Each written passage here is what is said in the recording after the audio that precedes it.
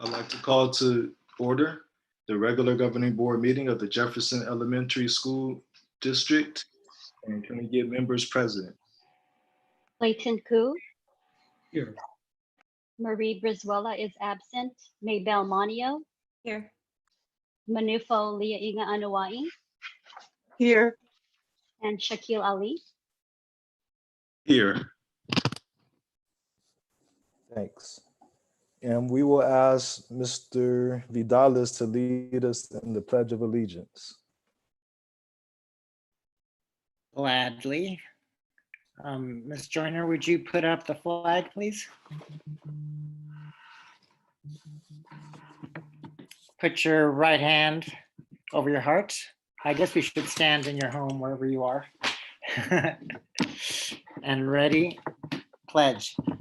I pledge allegiance to the flag of the United States of America and to the republic for which it stands, one nation, God, Under God. indivisible, with liberty and justice for all.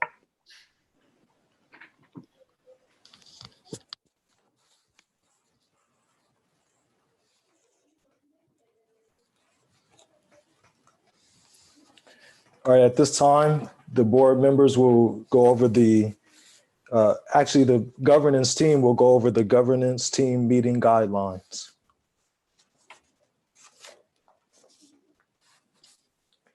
And you can just give me a thumbs up when you're all done and ready.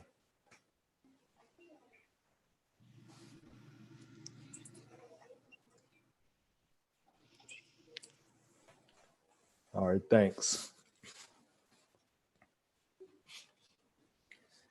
Do we have a motion to approve the agenda? I motion to approve the agenda. Second. We have the motion and we have the second. All those in favor? Aye. Aye. I wasn't sure. Did I hear Mr. Koo? Aye. All right. It probably would be helpful if people give thumbs up when they say aye and thumbs down when you say nay, just so I can make sure that I get it correctly.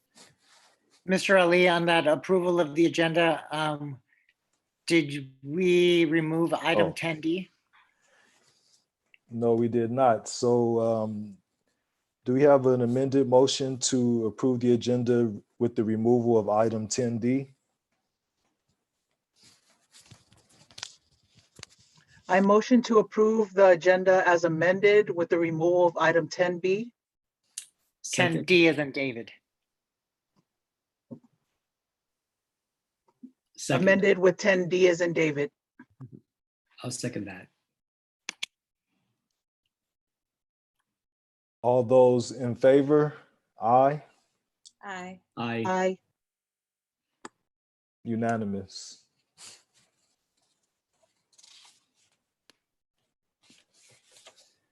Next, we will have item number 6, which is communications and board member acknowledgements and commendations. And we'll start with Mr. Koo. I think for me, I mean, I think we've been living under some unprecedented times right now. So if anything, I just want to extend my thanks to all the school district staff, teachers, for all the work that they've been doing for the past month and a half or so.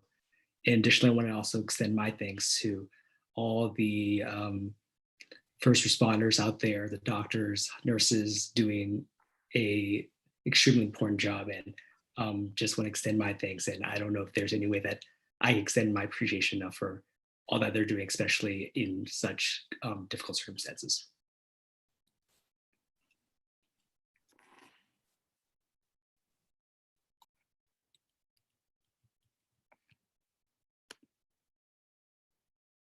I can go. I just wanted to echo the sentiments of Trustee Koo. We're all in deep gratitude. It's hard not to be emotional thinking about so many who are sacrificing daily to leave their homes to provide for so many of us who aren't on the front line daily.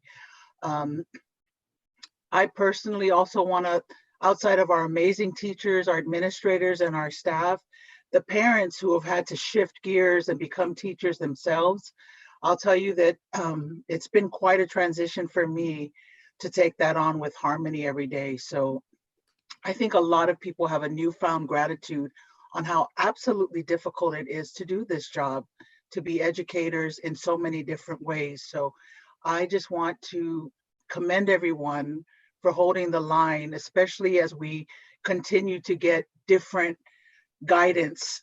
I mean, out of nowhere, daily things are changing and everyone just transitions, shifts gears and makes it happen. So I'm very, very grateful. And although I wish we were in person, it's absolutely wonderful to see everyone's faces tonight. Thank you.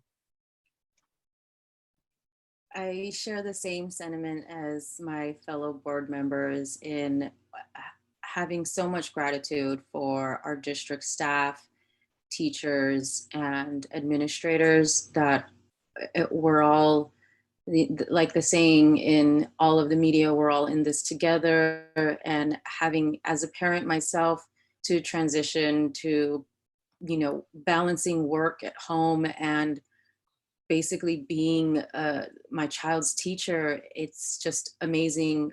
A lot of the things that we have had to undergo in the last 30 days, it's such a big difference in life as we see it. So I am thankful for everyone's patience and understanding, and I'm very grateful for, of course, our first responders and essential workers as well, our grocery store workers, our post office workers, and people like that just continue to move our community along with these trying times. And I also want to share that I'm grateful to see you as well. And I'm so glad that you're all healthy and safe, and keep it that way.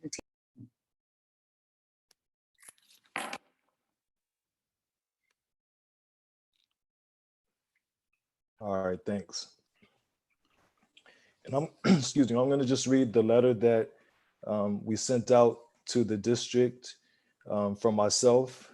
Dear Jefferson Elementary community, with the state's recent announcement that schools will not be open for the remainder of the academic year, we want to take a moment to assure you that the Jefferson Elementary School District will stand with you as we navigate this new reality. Although it is true that our students will not be able to return to their classrooms, school is still continuing virtually. Our team remains committed to serving our students, and we will be available virtually to support them. In that spirit, we would like to thank the Jefferson Elementary School District family for the passion, dedication, and courage they have exhibited. From the very moment the shelter-in-place orders were issued, our team rose to the occasion and went from the traditional school model and transformed into an online model in less than a week. Knowing that many of our students rely on our schools for meals, our team went into the front lines and has been serving meals to our children on a daily basis. As is often said, not all heroes wear capes. Although we do not know what the future holds, I have faith that we will overcome the current crisis. By coming together, we will be stronger when this is finally behind us. On a personal note, let's think about the current shelter-in-place reality as an opportunity to pursue dreams we have neglected, work on habits we've pledged to develop, and most importantly, spending time with loved ones. Thank you for your patience, understanding, and support. I cannot wait for the day when we can see all of each other back in our classrooms.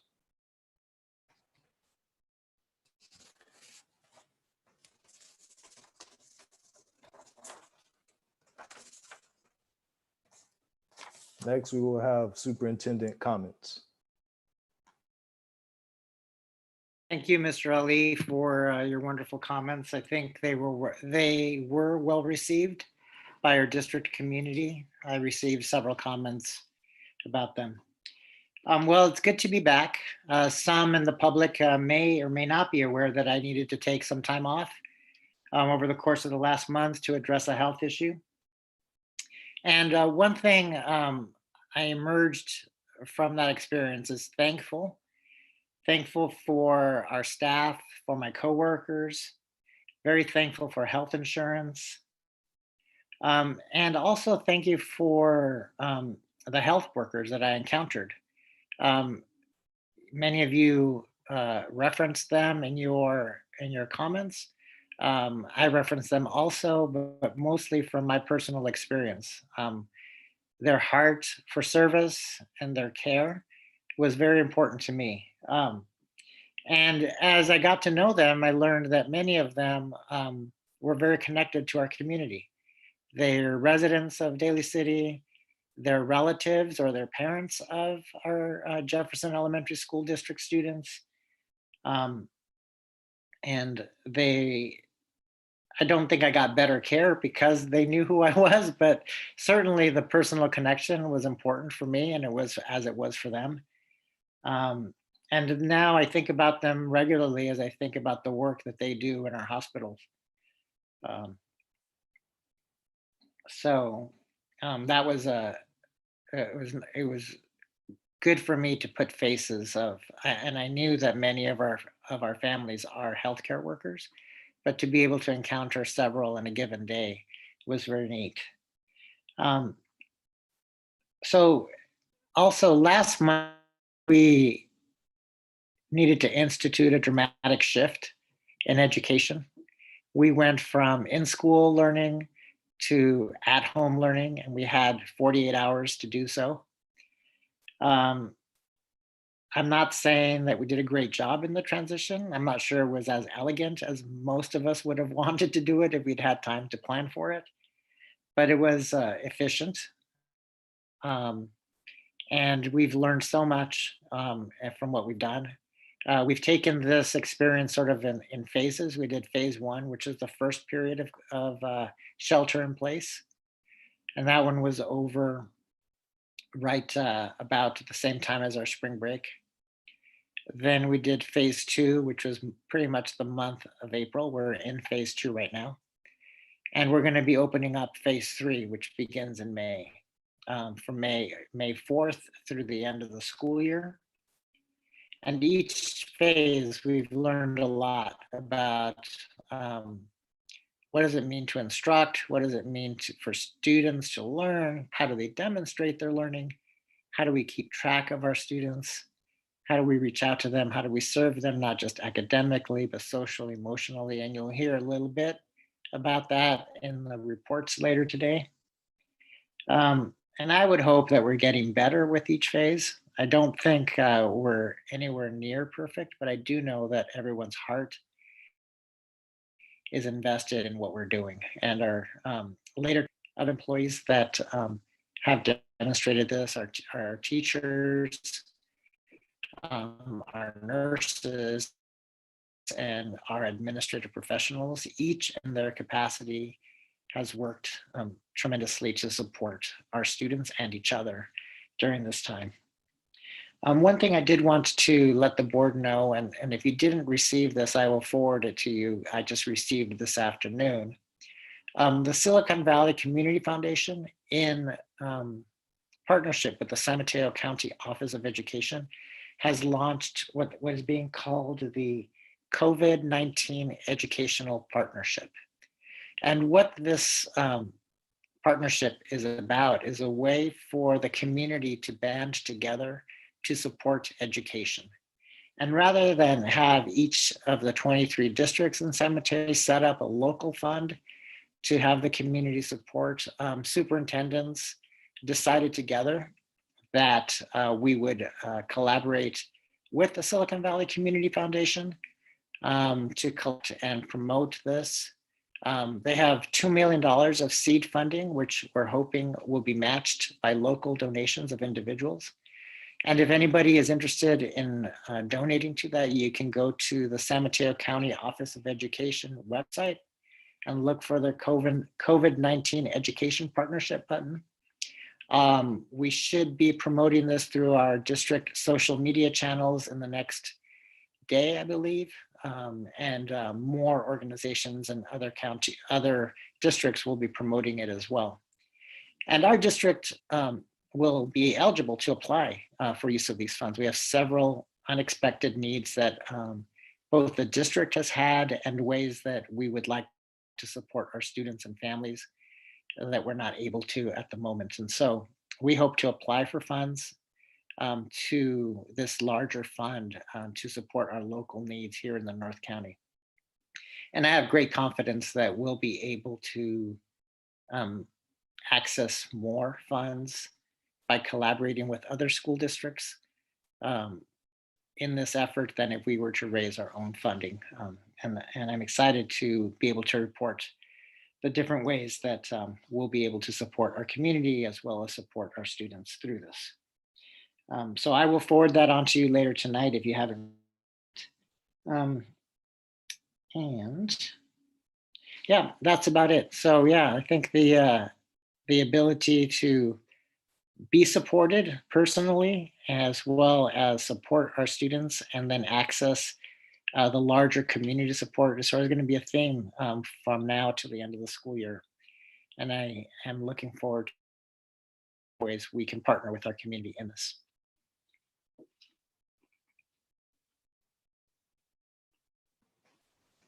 All right, thank you, Mr. Vidales. And at this time, do we have any persons wishing to address the board?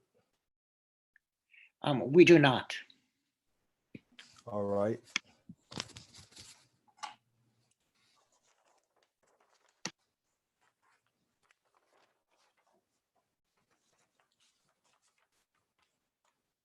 So we will move on to item 7, which is general functions. And do we have a motion to approve the consent agenda? Make a motion to approve the consent agenda as stated. Second. All right, we have the motion and we have the second. This requires a roll call vote. Mr. Koo, Aye. Miss Manio, Aye.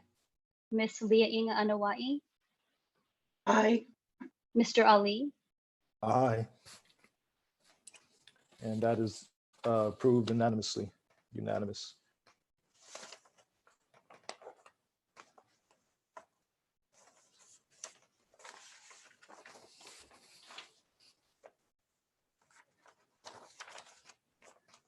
All right, next we'll have item number 7, which is educational and student services, excuse me, item number 8A. That's consent, excuse me. 8B. Nope, 8C, sorry. LCAP at-home learning update. Mr. Lee, we have 7H. Oh, hold on. Am I missing something? You're missing a whole page. Hold on.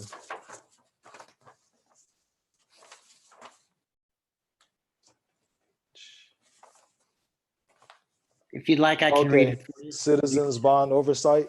Correct. Okay, Yes. I have it.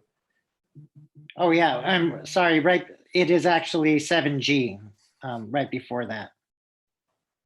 7G contracted services. It has a star on it. Oh, that's true. So, but it's action. So, Okay. All right. So let's go to Citizen Oversight Committee. all right.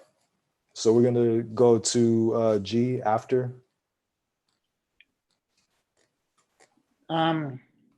You were correct. 7G does have a star. I was. Okay, got you. So next we will have item 7H with the Citizens Bond Oversight Committee report to board. And we should have Ms. Tejada with us tonight on loan from the high school district. Hi, everybody. It's really good to see all of you. I hope you're staying healthy and sane during this time.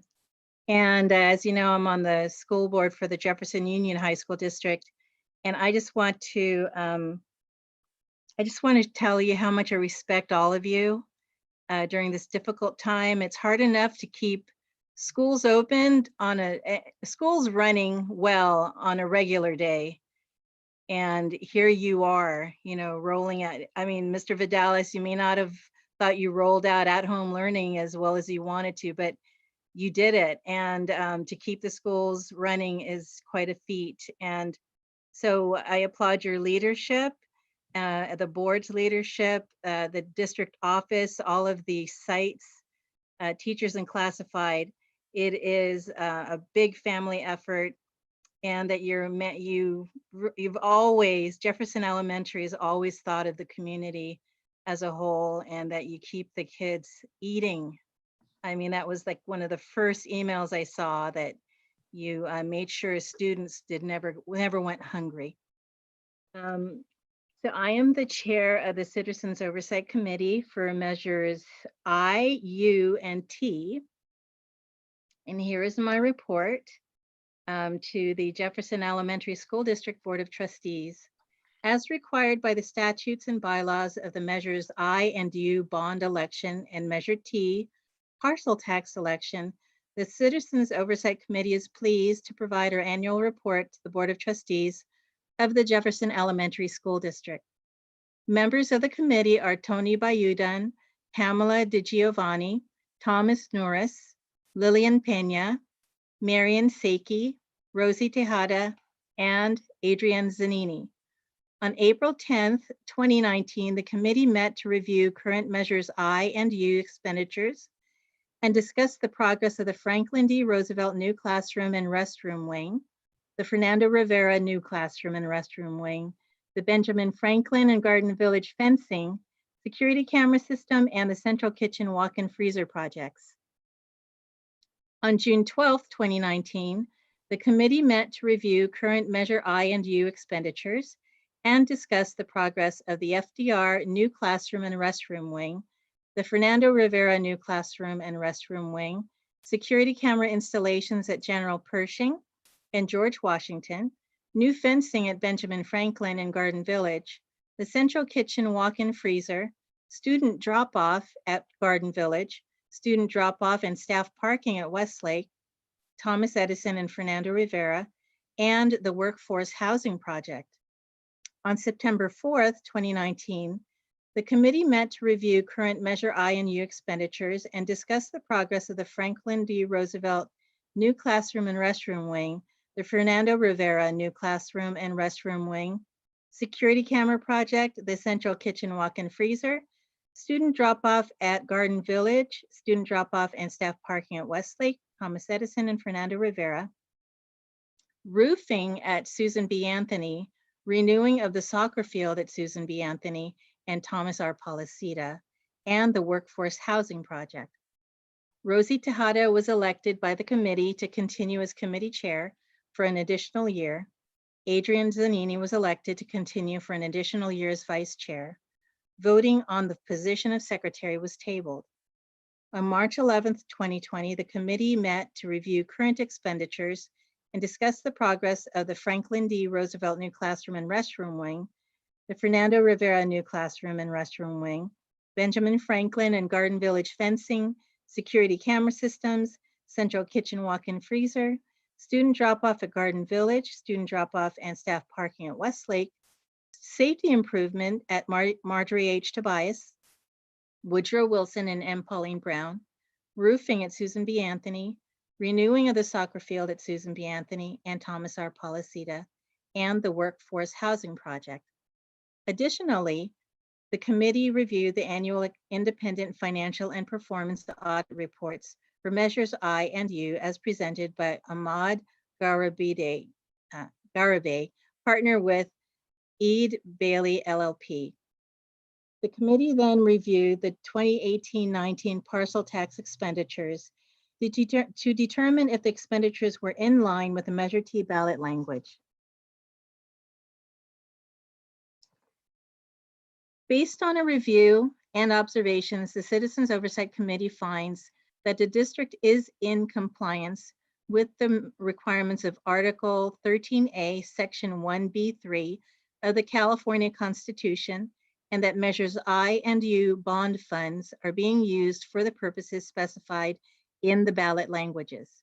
Additionally, the committee finds that the 2018-19 Measure T parcel tax expenditures are in line with the associated ballot language. The committee is pleased with the district's performance on the modernization bond program to date and looks forward to the successful completion of the 2020 projects. Respectfully submitted, Rosie Tejada, Chair.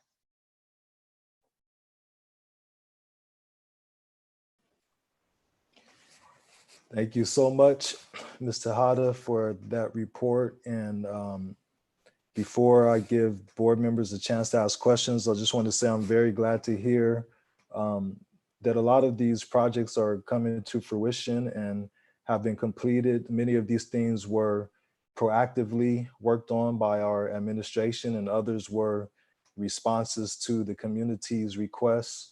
And it just feels good to see the progress that's been made and that we followed the language that was put out there to the voters. So do any board members have any questions or comments?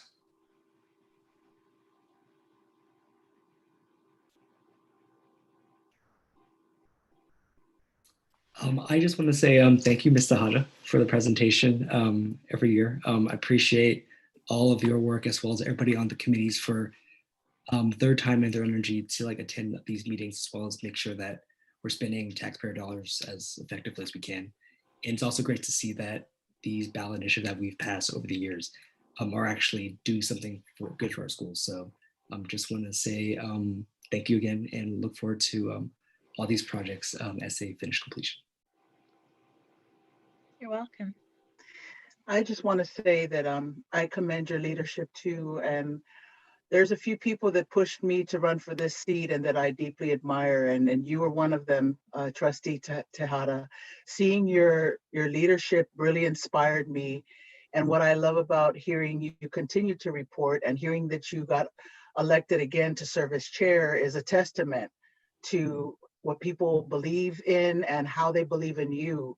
And I'm thankful for your level of accountability and transparency. And we're very, very, very fortunate to have you continue to serve our communities in so many different capacities. So thank you again. And we appreciate your leadership on the high school board as well. We wish you and yours continued wellness. Thank you very much. And I just want to say it's been a pleasure working with Julie Kessler and Bill Heath, giving us updates on all the different projects that the school district's working on. I also wanted to say thank you, Trustee Tejada. I know you've been working very closely with all of our projects, and I want to thank you for being here today and presenting all of this and show gratitude for your leadership as well. Thank you. Thank you. All right. Well, thanks once again, Ms. Tejada. And also just wanted to recognize that many of the names on that list are longtime supporters of our district. Mr. Giovanni is on the council. This really is a community effort and we can't do it without all the rest of your help. And like Ms. Anai said, thanks for your leadership. Mr. Vidales, did you want to comment on anything in reference to this or? Yeah, I'd just like to reiterate what many on the board have already said. It is wonderful to have a citizen oversight committee that Ms. Tejada chairs. And as you mentioned, Mr. Ali, we do have other community members on there. And the primary purpose of the citizen oversight committee is to ensure that it is spending funds in accord with the language that was in the bond initiatives and in the propositions before the voters. And in a sense, represents the voters and holds the district accountable to what the voters voted for. And I'm pleased to hear, though I'm not surprised, that our district is spending in accord with the language that is in the initiatives. That's what we strive to do, and we crafted the initiatives in such a way that it accomplished the work that we needed to accomplish. So thank you again, Ms. Tejada, for your service, and to the rest of the committee. You're welcome.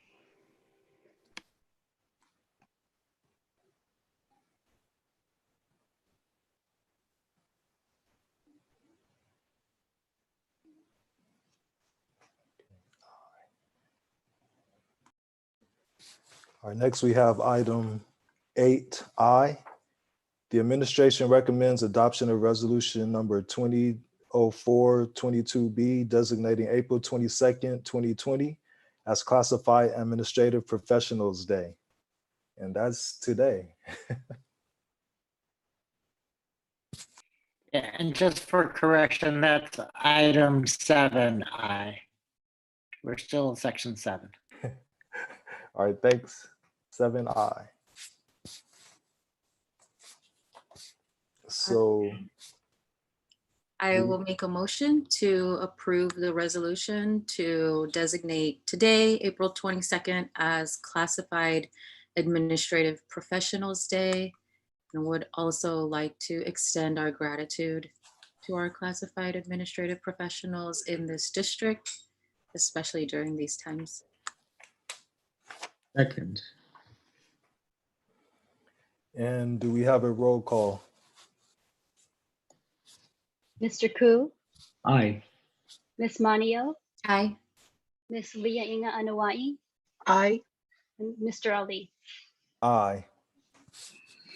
All unanimous ayes. Item 7J. The administration recommends adoption of resolution number 2004-22C, recognizing May 5th, 2020 as National Teacher Appreciation Day and May 13th, 2020 as California Day of the Teacher. I'd like to make that motion to approve resolution number 20-04-22C as National and California Day of the Teacher, and the adoption of the resolution recognizing May 5th as National Teacher Appreciation Day and May 13th, 2020 as California Day of the Teacher. Second. All right, another roll call. Mr. Ku, Aye. Ms. Manio, Aye. Ms. Leah Inga Anawai, Aye. Mr. Ali. Aye. Unanimously approved. Next item, 7K, resolution number 2004-22D, National School Nurse Day. The administration recommends adoption of resolution 2004-22D designating May 6, 2020 as National School Nurse Day. I'll make a motion to adopt resolution number 20-04-22D, designating May 6, 2020 as National School Nurse Day. Second. Roll call. Mr. Ku, Aye. Ms. Manio, Aye. Ms. Leah Inga Anawai, Aye. Mr. Ali. Aye. Unanimous.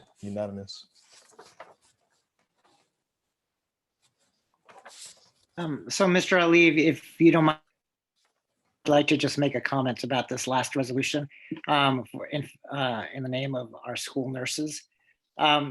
So this current experience that we're in just sort of highlights the importance of school nurses, but school nurses play a critical role in our school district in being a liaison between our schools and our county health department. They play a critical role in helping disseminate proper and factual information to our school communities about ways to prevent the spread of infections. And we have a variety that may surface or throughout the year. And it's not just COVID-19, but there's lots of different things that circulate in our school communities. So they're a constant, they weren't just active in the month before COVID-19, but throughout the year. They help us with not just screening our students for common ailments like needing glasses, ensuring that our students are vaccinated and have the immunizations that they require, making connections for students having a hard time getting their vaccines. But when it does come around to whether it's strep throat or hand, foot, and mouth disease or chicken pox, if there should be a case of head lice, bed bugs, our nurses are there to help gather the information and to disseminate it to our community. And they're there for the health department when there's a rising concern in our community and they need to get a hold of somebody to get the information out to schools. So we're appreciative of them, not just during this crisis, but all the smaller crises that don't make the headlines throughout the year.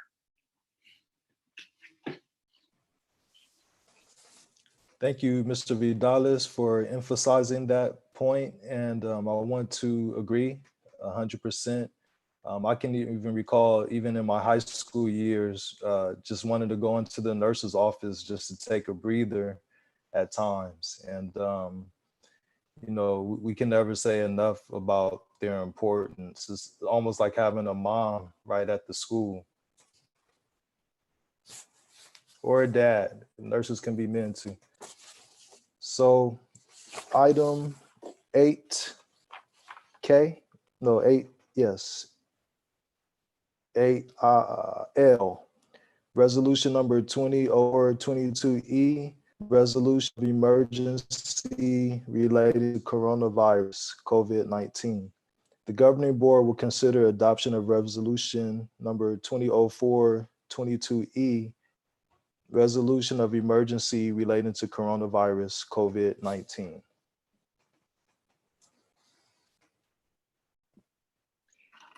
I can speak to this resolution just as background. So this resolution accomplishes two things. One, it declares that this board believes that what we're going through is an emergency, and this will serve as a basis for application for FEMA funds reimbursement in the future.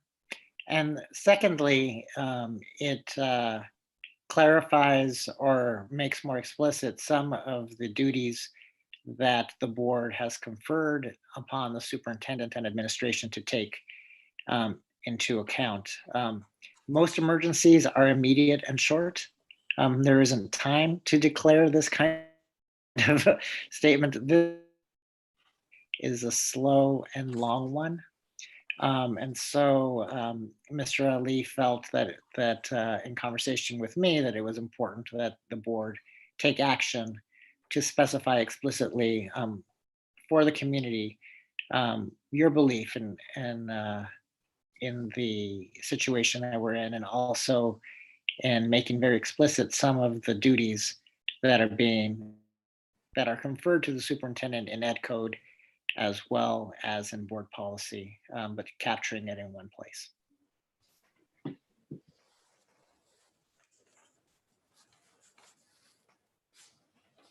Do we have a motion? I'll motion that we approve resolution number 20-0422E of emergency relating to coronavirus COVID-19. Second. Roll call. Mr. Koo, Aye. Ms. Manio, Aye. Ms. Leah Inga Anawai, Aye. Mr. Ali, Aye. Unanimously approved.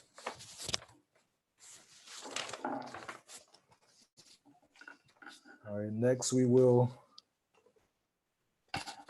go to the aforementioned item 8, 8A. Well, actually, 8C. Correct, Mr. Vidales? Yes, that's correct. I incorrectly identified 8B, but I noticed that. So 8C, you caught it. Thank you. All right, so 8C, LCAP and at-home learning update. Dr. Heidi Joyner, Assistant Superintendent of Educational Services, will provide an update on at-home learning phases 1 and 2 and planning for phase 3, and also on the status of the writing of the new local control accountability plan. The new plan is a 3-year plan that will guide JESD from 2020 to 2023. Can you hear me? Okay, I'm going to share my screen so you can see the presentation. So hold on one second.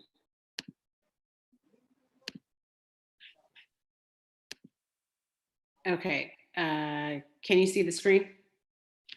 Okay.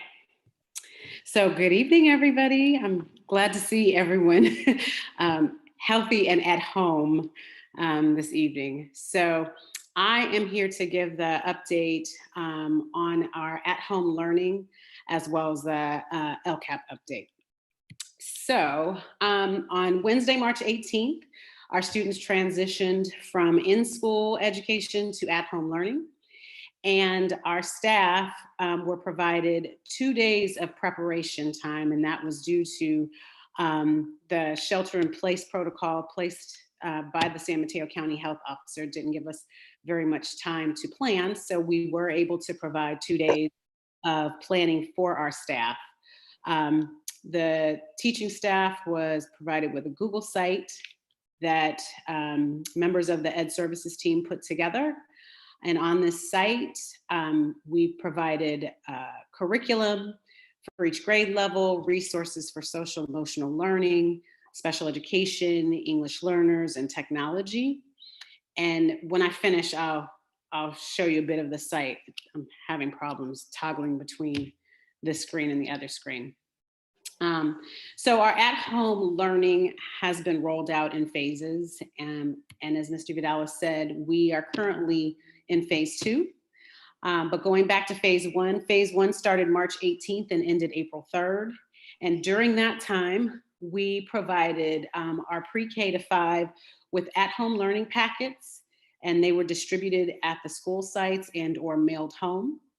Technology for the elementary were provided to some students at some sites, but there was no expectation of learning through online. The expectation was for the packet distribution. For our 6th through 8th grade students, their expectations were for online because they each have their own device through our one-to-one program with the middle schools.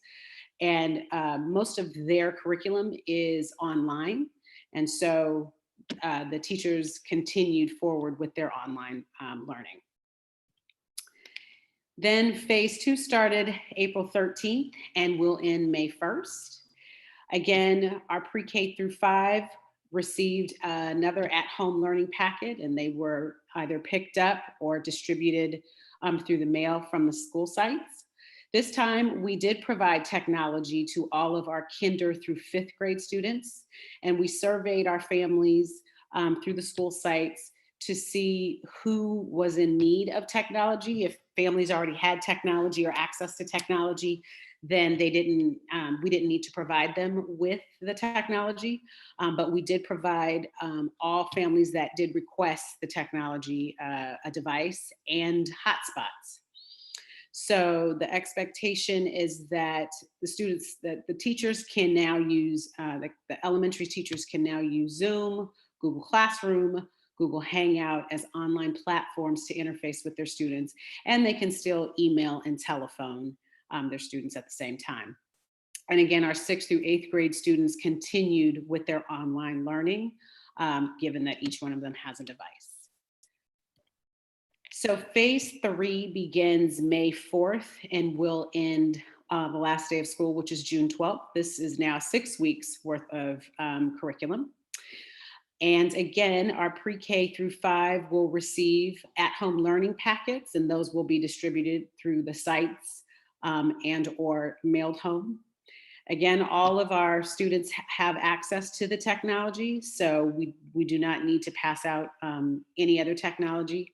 And again, teachers are using Zoom, Google Classroom, Google Hangout as their online platforms, along with some other ones, but these are the major platforms that they're using. And again, 6th through 8th will continue with their online learning. So just to give an update about the Ed Services team and what has been happening with our team, and our team has been extremely busy. So teaching and learning, our director, Jessica Pace, and the instructional coaches have been creating these packets and curriculum for each grade level for teachers to use to put them together. Some of our staff, they've met and put their own packets together, but the Teaching and Learning Department has made the curriculum available and easy to access for staff so that they can put these packets together for our elementary students. And then the Teaching and Learning Department has been assisting middle school teachers in planning for their online learning. Teaching and Learning Department has also met and connected with teachers to provide support for curriculum planning and delivery. They've been collaborating, they've been going into the classroom, the Zoom classrooms, and observing and providing support to the teachers who are asking for support. Student services, hold on one second. So our program director, Stephanie Martinez, and the counseling staff, they've been providing counseling supports to students and families, and this will continue through the end of school. They have provided social emotional learning opportunities and supports to our staff to help support students and to help staff. And they've provided SEL opportunities for staff to help navigate these uncharted waters during this time. So there's different opportunities for staff to engage in social emotional learning as well as for the students.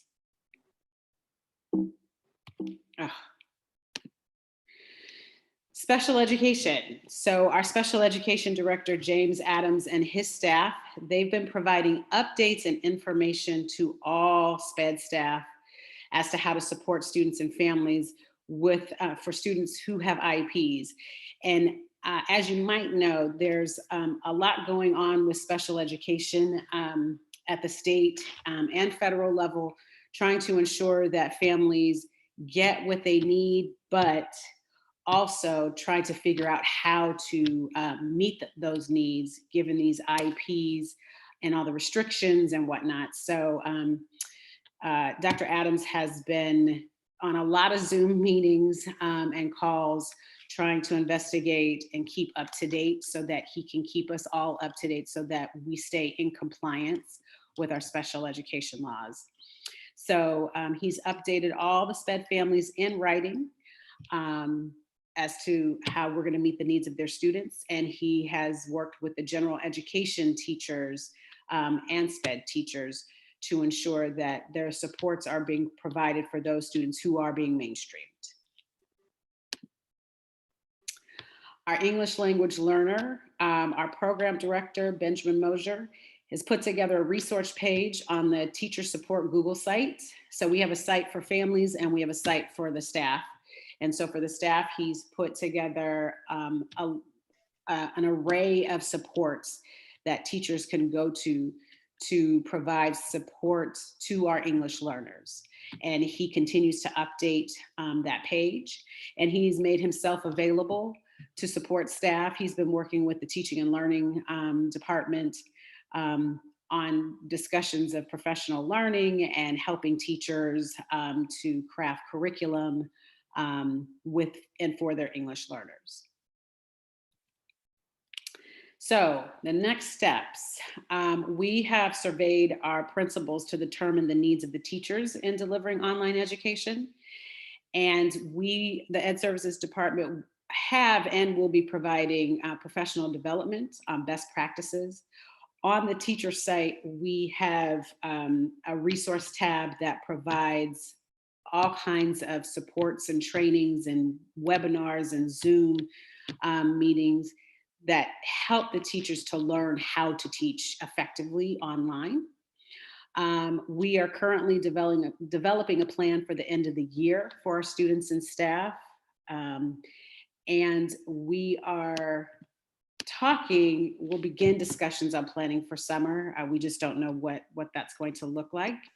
And discussing what the opening of school could possibly look like in the fall. Sorry. So that is the update around the at-home learning. I'm gonna stop and ask if there are any questions, and then I'll move into the LCAP piece. No questions? Okay. Do any board members have any questions? I have one question. Yes. Go ahead. Okay.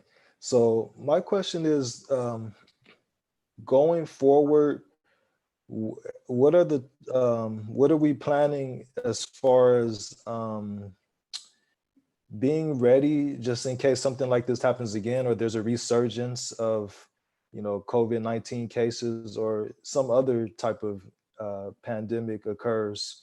Are there any plans for, of how we will deal with this in the future? So we are starting conversations around that and thinking about blended learning. You know, we kind of have to wait a bit to take direction from the governor and our, you know, our county health advisor. But should this happen again, we definitely are in a better place to, you know, enact it as quickly as we did this time. But we know more. So we are going to be surveying our students and families on, you know, their experience and what platforms work the best for them, so that we can then dive into those platforms a little more and provide a lot more training for our staff. But I think we're, again, better positioned now that we're in our second phase, and we're better positioned for our third phase. So should we have to launch, if we start school, you know, face to face, and we have to again close, we know exactly what we can do or what we have to do. And having these Google sites for our staff and the families has, I think, been a tremendous help, because it provides a place for everybody to go to get the resources that they need. So we'll keep these sites going. And the hope is that we don't have to dive into them, but if we do, we have the resources available already. I also have a question, President Ali. You know, coming from the parents' perspective, I have a child in the district, and I really commend us rolling this out within the time frame that we had. And I know, like you said, it wasn't elegant, but it definitely was efficient. Now that we're pretty much a month into this, I see that a lot of the learning is self-directed content, and only one out of my kids' 7 teachers is actually doing Zoom classrooms. And I feel a little like there's a little bit of a disconnect. Not that, you know, we're not doing as much as we can. And I know that everybody is a little stressed and inundated with having to, you know, work with these new systems. And I'm really glad that there's resources that we are giving our teachers.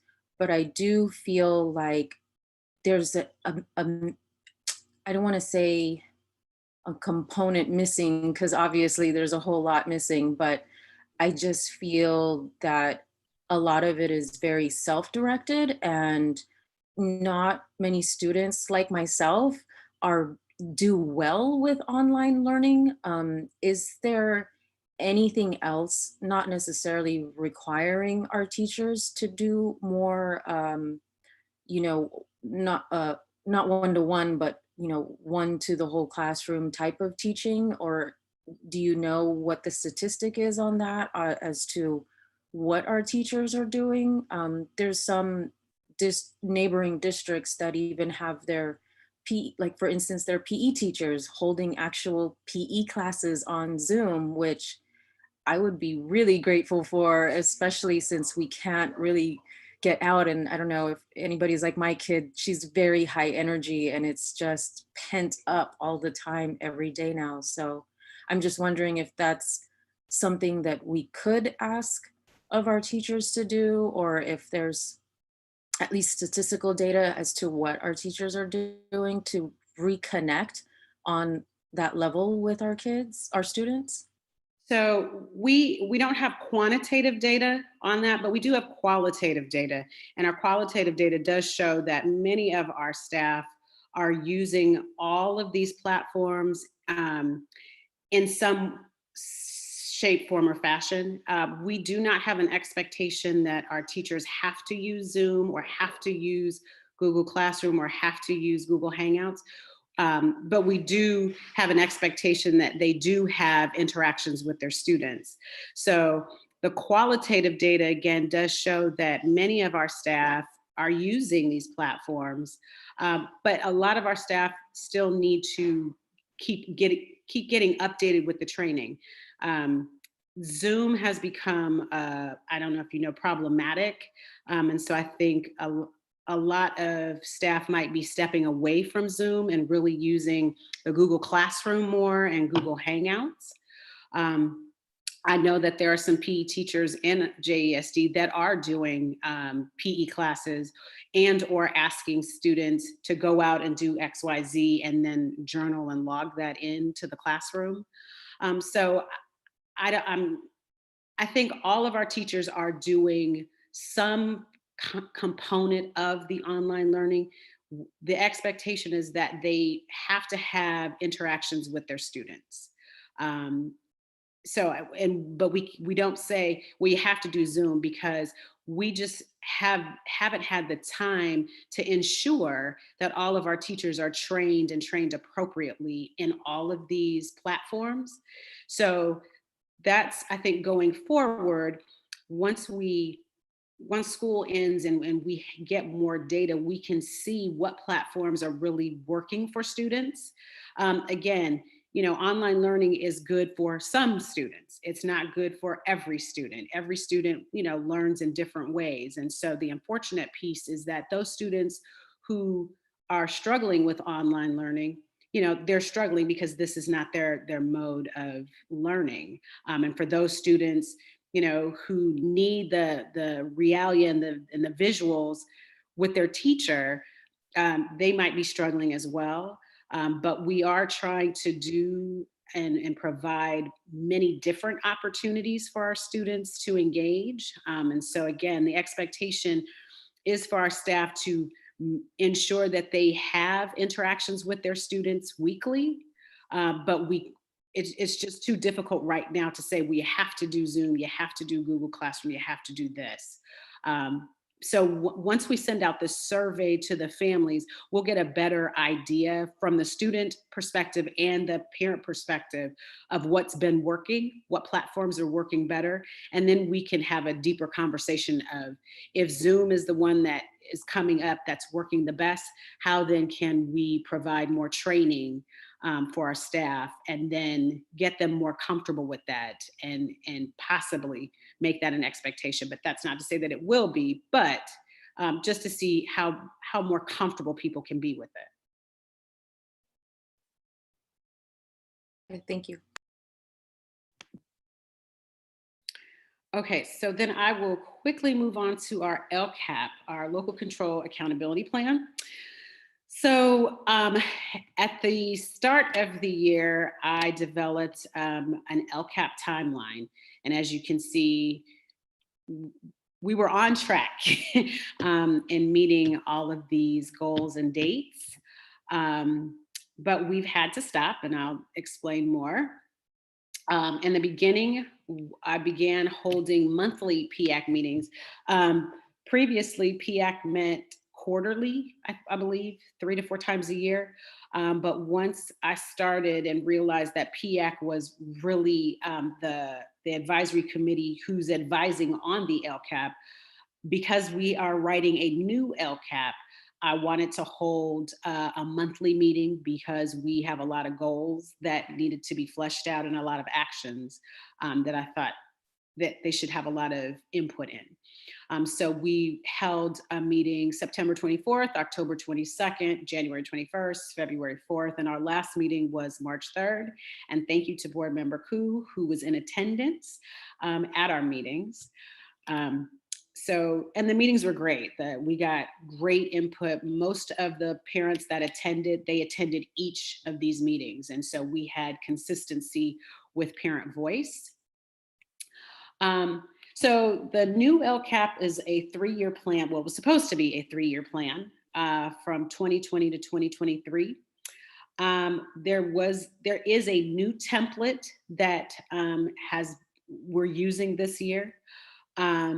Before we stopped meeting face-to-face, excuse me, I attended 4 meetings with the San Mateo County Office of Ed to discuss the template and how to begin inputting into the template. We are currently using document tracking services, which hosts our LCAP platform, and it has made inputting far more easier than it's ever been. San Mateo County Office of Ed has put together a team to support each district. So I've met with our team consistently, and I'm meeting with the team lead next week as well. I started writing the LCAP, the new LCAP back in October after we had our first PAC meeting. And in each meeting, we looked at one goal and really fleshed it out. So from that, I took the notes from the parents and started writing our new LCAP. And we were waiting to hear back from the state about the timeline for the LCAP because things have changed. I was planning to hold a PAC meeting at the beginning of May, but we've since learned that the LCAP is going to be pushed back. They have not put it in writing yet. Governor Newsom is supposed to put out an executive order this week. But what we're hearing possibly is that it's been pushed back to December. And the primary reason for the pushing it back is that we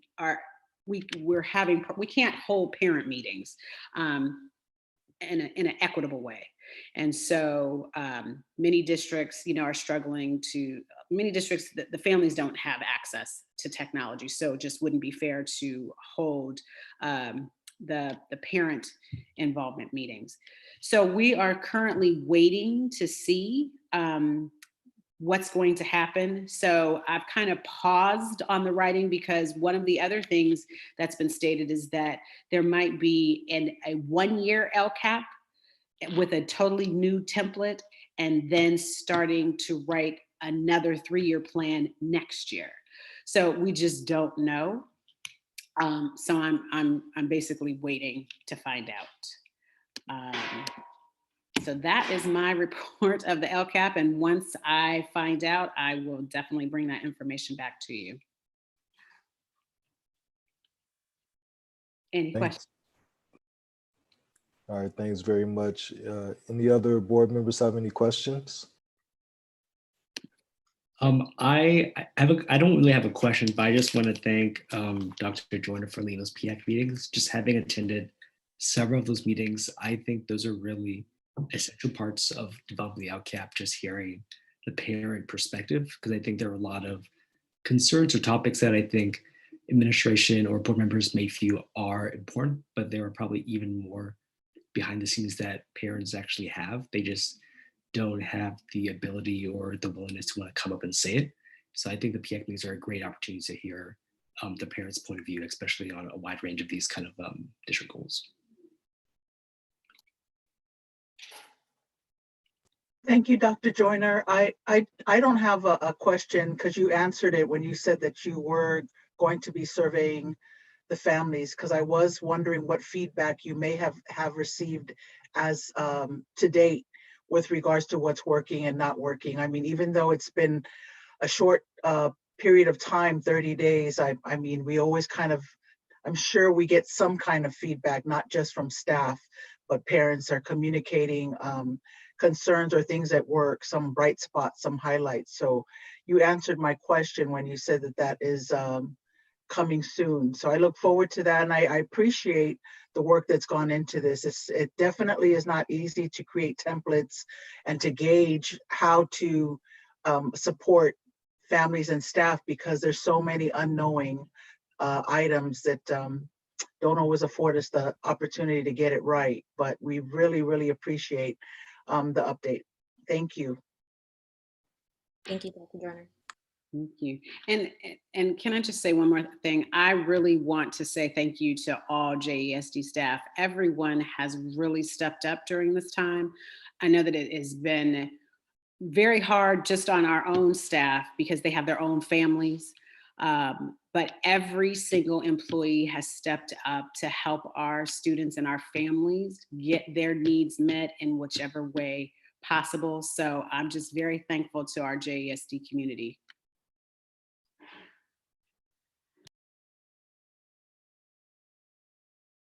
All right, thanks, like you said, to the whole community, and thanks to you, Dr. Joyner.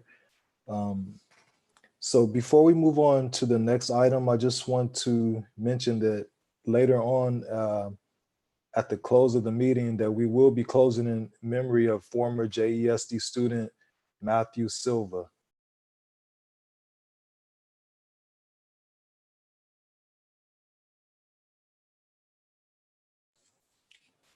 All right, so the next item is 8D, report and update on student services for 2019-20 school year and during modified school operations. Okay, hold on 1 second, Stephanie. I'm gonna share my screen. Okay, no problem. Good evening. Great to see you guys. Oops, wait, hold on. Good evening. That's all right. I'm gonna read while you're doing that. Hold on. So the administration recommends accepting.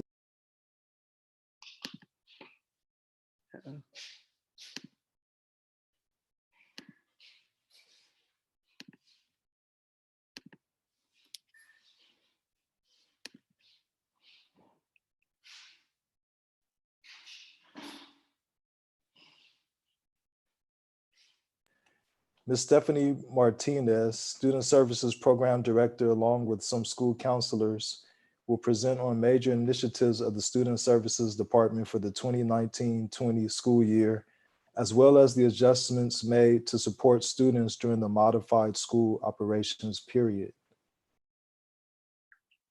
Thank you for the introduction. And yes, I'm very, very excited to present about the things that we've been working on. And again, you know, this takes more than just myself to put these things together.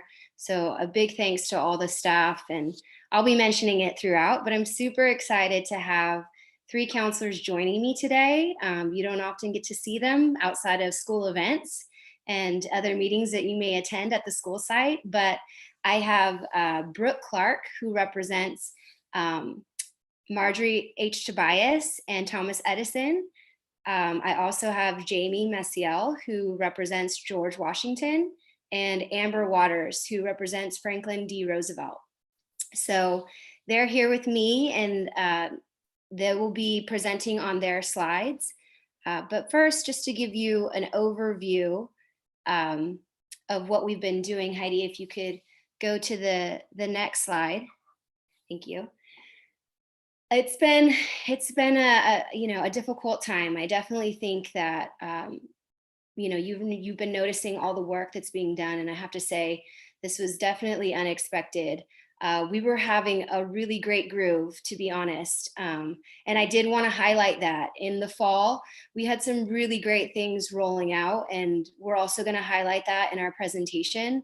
Of course, where we're at now is most important and is definitely at the forefront of all of our energy and efforts, but I don't want to get too far off from what we are and who we are and what we've been able to accomplish. So I wanted to highlight this year, we as a counseling department and team, alongside our administrators and some teacher staff input, really looked back at the past 3 years and tried to identify skills that we know students need to be successful in schools. And so preschool through 8th grade, we focused on different areas of social emotional skills, academic, and college and career. And we created a district core curriculum action plan. So each grade level, we selected lessons to deliver, and I won't go too far into it because Jamie's going to be presenting a little more in depth about some of the things we selected and some of the lessons that she was able to roll out.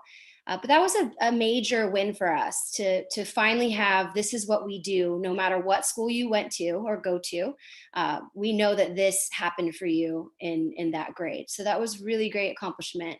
Of course, I am really fortunate to have PBIS teams at each of our school sites that really helped me carry out relationship building, clear and consistent expectations for students, really great ways to correct and redirect behavior or address behavior.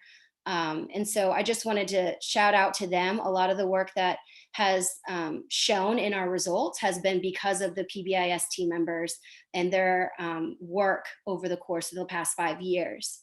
We also had a guest presenter for the North County. I'm not sure if you've ever heard of him, but I definitely believe in him and his messaging of there's no such thing as a bad kid. He really talks about all the fun and kind of student-centered approach techniques and strategies that adults can use in schools and as parents to address behavior and to just work through and navigate through the hard times as children change. And so we hosted for the North County. We had about 55 attendees. A majority of them were JESD staff. And I opened it up to folks outside of my PBIS teams. So it was a really great day, super positive. We're going to definitely bring him back. I mean, boy, do we need him now, just to bring some positivity and laughter. So I just wanted to highlight that we hosted him, and it was a really great event and really positive for classified and certificated staff. We've also been working hard to find alternatives or work out conflicts or behaviors in a different way. And so we have seen a 30% decrease in out of school suspension and almost half of a 51% decrease in in-school suspension in our schools. And again, this data is pulled from the course of the whole year. Yes, being out of school the past weeks has assisted, but this was happening before that. And so I just want to say, accolades to the school sites of really carrying out the good work. And I'm really, really proud of them. And then we were able to assess needs last year, and I was able to contract additional mental health providers to serve at selected schools that had higher numbers of need and not enough counseling services to meet that need. And so that was really great to put in place this year to just assist in some of the things and trends that we're seeing.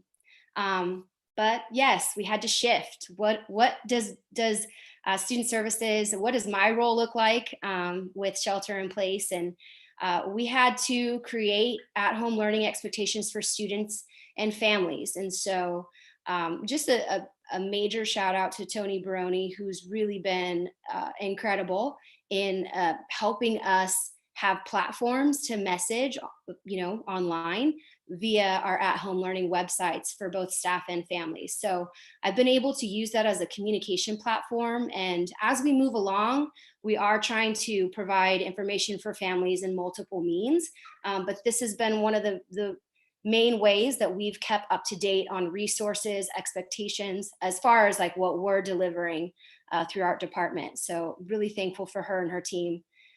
We also were able to post on our staff website wellness resources. So I was able to rethink some of our contracts and reorganize those services to meet the needs of our current state. So we do have about 3 different types of ongoing wellness supports for staff only. And that is specific for them, classified or certificated. And we've had a lot of participation in it. And I'm trying to create different ways for staff to feel like they have outlets. And so each of the, I guess, if you will, wellness opportunities are different. So it's not all the same. As we know, as you know personally, self-care looks different for everyone, and it has to be comfortable for you. It has to be accessible to you, and it has to work for your lifestyle and be a good fit. So I'm still working on adding some services, but I've been able to manage quite a few. And so those are open to staff. They're free of charge. And I post that on our at-home learning website for staff. For families. Ms. Martinez? Yes. Can you give maybe just a couple examples of the type of self-care opportunities that the teachers have Access to? utilized? Yes. Yeah, so one, a contract that you're very familiar with, Circle Up. Circle Up had been contracted this year to do self-care for staff, specifically for my counselors and admin, and because they're constantly helping. And as we know, when you're in that role, it can become a lot. It can become a role that you really feel a lot of stress and pressure, and sometimes helplessness can come along with that.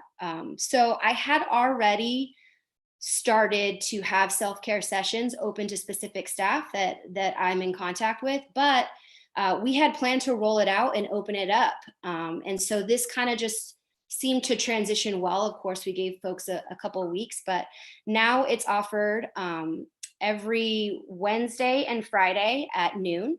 And so staff can log in, and it is topic driven now. For the first couple of weeks, it was just guided and conversation about what self-care is and what are some, easy go-to practices. Now there's topics each week, how to process working from home, how to manage your, work and life responsibilities, things such as that. So it's more of a self-care, and it's topic driven. We also have a guided mindfulness Zoom that's offered via Melissa Ambrose from the high school district. And so she has been offering that, and she's changed the time a couple of times, but now that's in the early morning. So if that works better for staff, then she just assessed that need this week and changed the time to the early morning. And so staff can participate in that.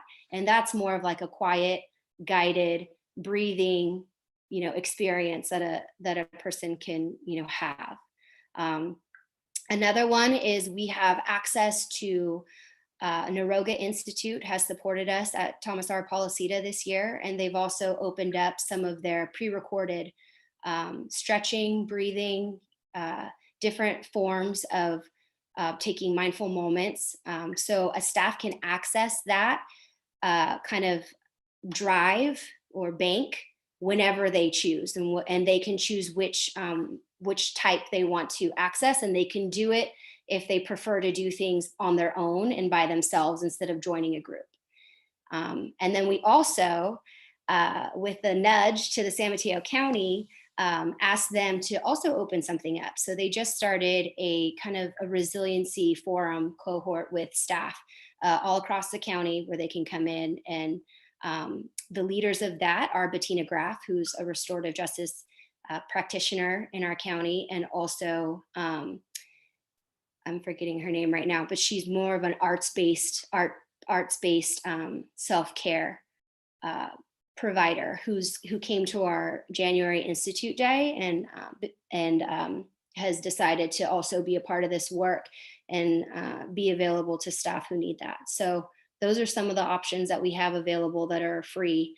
The county one is just weekly right now, and they haven't quite decided, but it's looking like Wednesdays in the later afternoon. So it's really nice to have it scattered so that folks can access at different times and also have different forms. Good. Okay. So at-home learning efforts, we've had 17 at-home learning services conducted, and I'll get into that in the next slide. But as you can see, all of my counselors have been tracking their efforts. This has been since we've been in shelter in place, and you see 1st through 5th, there's been a push in those grade levels by my counselors to reach out, to assess, to connect, and to do what they can and provide what they can during these times with our families. So I just wanted to highlight that, and I thought it was amazing that they could accomplish that in such a short amount of time. And just to break that number down, the 3 biggest areas that we're focusing our energy on are attempting to contact parents first, and that's either by phone or email, multiple phone attempts. We don't want to get in the way of life, but we definitely want to show families that we care. And so the counselors started out with their the list of students that they typically check in with on a weekly basis or biweekly, and then kind of moved on to the master list that we have at each site where staff or principals refer for check-ins. Just it could be something as simple as like, hey, just wanted to connect with you, to what are your needs? How can I connect you to the resources that you need? The second biggest one is that started to up after our 2nd week is the virtual or phone meetings. So a lot more conversations were happening either over the phone or virtually, such as Zoom or Google Hangouts. And then assessments. We're really trying to now reorganize our effort, reorganize our resources, and try to fill in and meet some of the needs that aren't being met with what's been organized thus far. So we're doing that this week, you know, creating and refining our processes of collecting information and surveying families so that we can start to say, you know, okay, now we need more of this because that's not what the families are getting and that's what they need. And just to go back to fall, just to highlight, we definitely had some improvements in our student survey this year. This is from our November survey. And again, this is elementary. So this is through fifth. We had a 7% increase in the climate of support for academic learning. The next slide. And we had a 4% increase for middle school for learning environment. And so that's just the positives to Panorama, but a lot of hard work and really great that our students are letting us know how they feel. One of the biggest accomplishments was that I know this percentage looks low, but this is favorable and this is of growth mindset. This was a target area for all of our schools. So last year we said as a PBIS and a counseling team that we wanted to tackle growth mindset and really be really target it. And so we decided to teach the lessons and teach what it is and teach how you can practice it and what it means for you as a person to all the students. And we even did kinder, but again, this is measured through eighth. The first line is our elementary response rates and the second line is our middle school. And so we had increases, although 2 to 4%, it's still an increase. Students felt like they felt better about this as an asset for them, as an asset skill. And with that said, that's just a few highlights from my department, but I definitely want to, again, thank all the folks who've put in the hard work, the teachers who are working beyond hours and expectations, the principals who stepped it up beyond what we asked of them, the district office, everybody did a lot of work to make what we were able to roll out happen. And I'm just really proud and just want to make sure that, I give them thanks because it's definitely, we couldn't have done this without everybody coming together as a community. And so with that said, I'm going to pass it on to our first elementary presenter, which is Brooke Clark, who works at MH Tobias and Thomas Edison. Hello, everybody.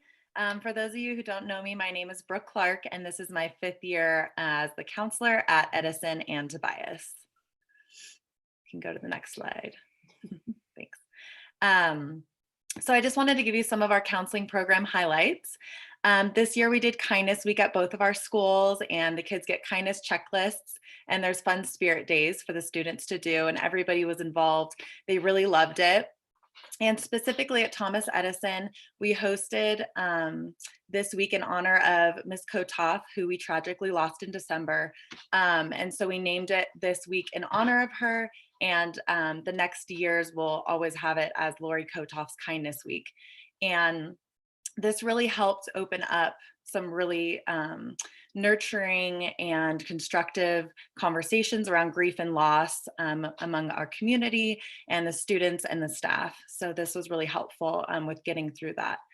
I also did a suicide prevention training for all of our staff at both schools on our protocols and what to do if you're worried about something that a student has said or some artwork that you've seen, so everybody feels comfortable in knowing what you need to do or the next steps to take to keep our students safe. We also formally implemented our Tier 2 PBIS check-in, check-out program. Our teachers really stepped up to be mentors to our students. And so if we have a student who we're concerned about academically or with their behaviors, they get assigned a special mentor teacher, and they meet with this mentor teacher in the morning and in the afternoon, and throughout the day they have a checklist with their primary teacher on how they're doing. And this is a really positive program, and a lot of our teachers saw significant change in behavior after just a couple weeks of this program being implemented at our schools. You can move on to the next slide. Thank you. Some additional programs. So at Thomas Edison, we planned on increasing student reading levels. We used Lexia Core Reading Night for families. So the families and students came together. We taught them how to use Lexia. and how to access that at home. We also had a Lexia core group for students at risk after school. And we implemented required reading logs for all grade levels in all classrooms. So unfortunately, we don't have enough data to determine progress since we won't have our spring testing. But last year we did something similar, and our efforts resulted in an 87% of our K-3 students making modest to aggressive growth on FastBridge. So we're hoping that next year when we see more of the testing, that we'll see some of the results of the efforts that we gave this year. Our classroom curriculum, so like Stephanie said, we have now a requirement for all of our school counselors to teach the same curriculum at each school so that we know that each child is getting the same social emotional learning lessons. And so some of the topics are digital citizenship, emotion management, mindfulness, like she mentioned, growth mindset. And so I was able to teach all of the required lessons by February for both schools. So thankfully we got that done, even though I didn't know I should have gotten it done early before we had to all go home. And so for our next one, our next goal was to provide an annual family night experience. And so I co-facilitated with Tiffany from Circle Up and also Ms. Mackay, the principal at Tobias. And it was focused on mindfulness and bringing mindfulness into the home because we're doing a lot of mindfulness with the students at school. And as we all know, you know, if families are practicing this at home, it just really helps translate and makes things work a lot smoother. So it was really successful. The parents reported success with implementing these skills at home. And it just kind of really helped create an ongoing dialogue between the counselor, the parents at school about reinforcing these skills at home and how they can use them. I know that a lot of the parents have been really grateful for these mindfulness skills that they learned earlier before they had to spend 24/7 at home with their children and just really trying hard to, you know, be at home and homeschool them, and a lot of their lives have changed. And so I know that this mindfulness is something that's just really great that they have been able to access. Go into the next slide. Thank you. And so you might see your familiar faces up here, but we did get our Distinguished School Award at Thomas Edison. So we got a letter stating that we qualified. And so myself, the principal, Ms. Bell, and 5 other teachers worked really hard on our written proposal, and we submitted it and it was accepted. So we were all honored at the wonderful Disneyland Hotel. We met Tony Thurmond, which I know some of you already know, but for me, that was very special. And some other influential partners in education. And it was just a really special night honoring all teachers and staff for what they do. So that's a really proud moment for us at Edison. And that's it for me. Thanks so much for having me. I really appreciate it. I know that you guys are all working so hard. This has been such a crazy transition, and I'm just really grateful for being a part of such a great community during all of this chaos. And I just really feel the support from everything. So thank you. Okay, and up next is Jamie Maciel, who's a counselor at George Washington. Thank you, Brooke, and welcome, Jamie. Hello, everybody. Like Stephanie said, I am a counselor at George Washington Elementary. And so similar to Brooke, I was thankfully able to get done with all of the SEL curriculum lessons before February, which was great. So I think all the kids got it. I did these in every grade level, including the FDC classroom as well. And so the first one, so growth mindset. So we did a lot regarding things like the power of yet and kids believing in themselves and their ability, and also around testing, being able to, you know, calming the test anxiety and things like that. And then college and career, we were able to put out lessons for kids to be able to figure out things like their emotional intelligence and things like their different ways that they, like what kind of smart they are. So meaning how they think and how they process. We were also planning a career day, which unfortunately we had to cancel with shelter in place. But I'm excited to be able to do that next year. The kids are really excited for that. And then the bully prevention one, we were able to also incorporate cyberbullying, especially for our 4th and 5th graders. and then digital citizenship. And in addition, I also did an emotion management lesson in every grade level as well. The next slide, please.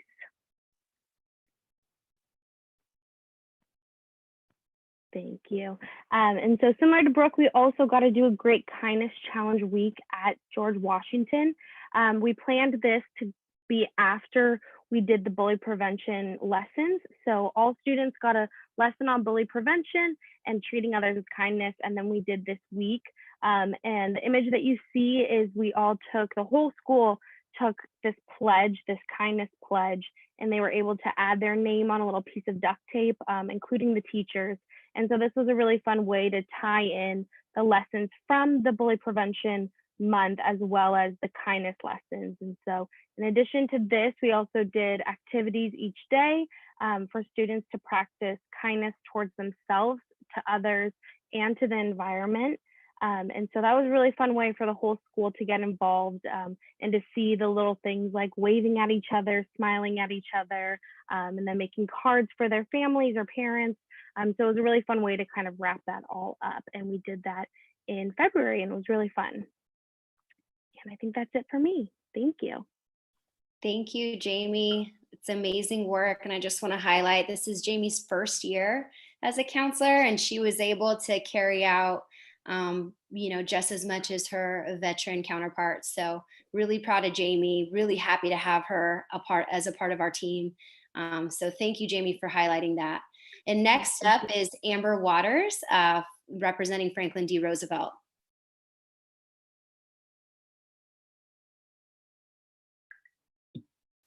Hi, everyone. Thank you for having me tonight to come talk to you. It's really an honor to share everything that's going on at FDR. I'm really proud of our school. One of the things I'm most proud about is that we have instituted peace stations, or otherwise known in the middle school, we call them Zen zones, in each of the classrooms. And for those of you who are not familiar with what a peace station is or a Zen zone, it is a calming area in the classroom where students can go and they can name their emotion. They identify what zone they're in, and the zone is correlated with their emotion that they're feeling or their state of alertness. So state of alertness, that could be tired or hungry. And so in this way that they're able to name their emotion, identify their state of alertness, they're able to communicate more with what they need. And we know children's behavior is always communicating a need.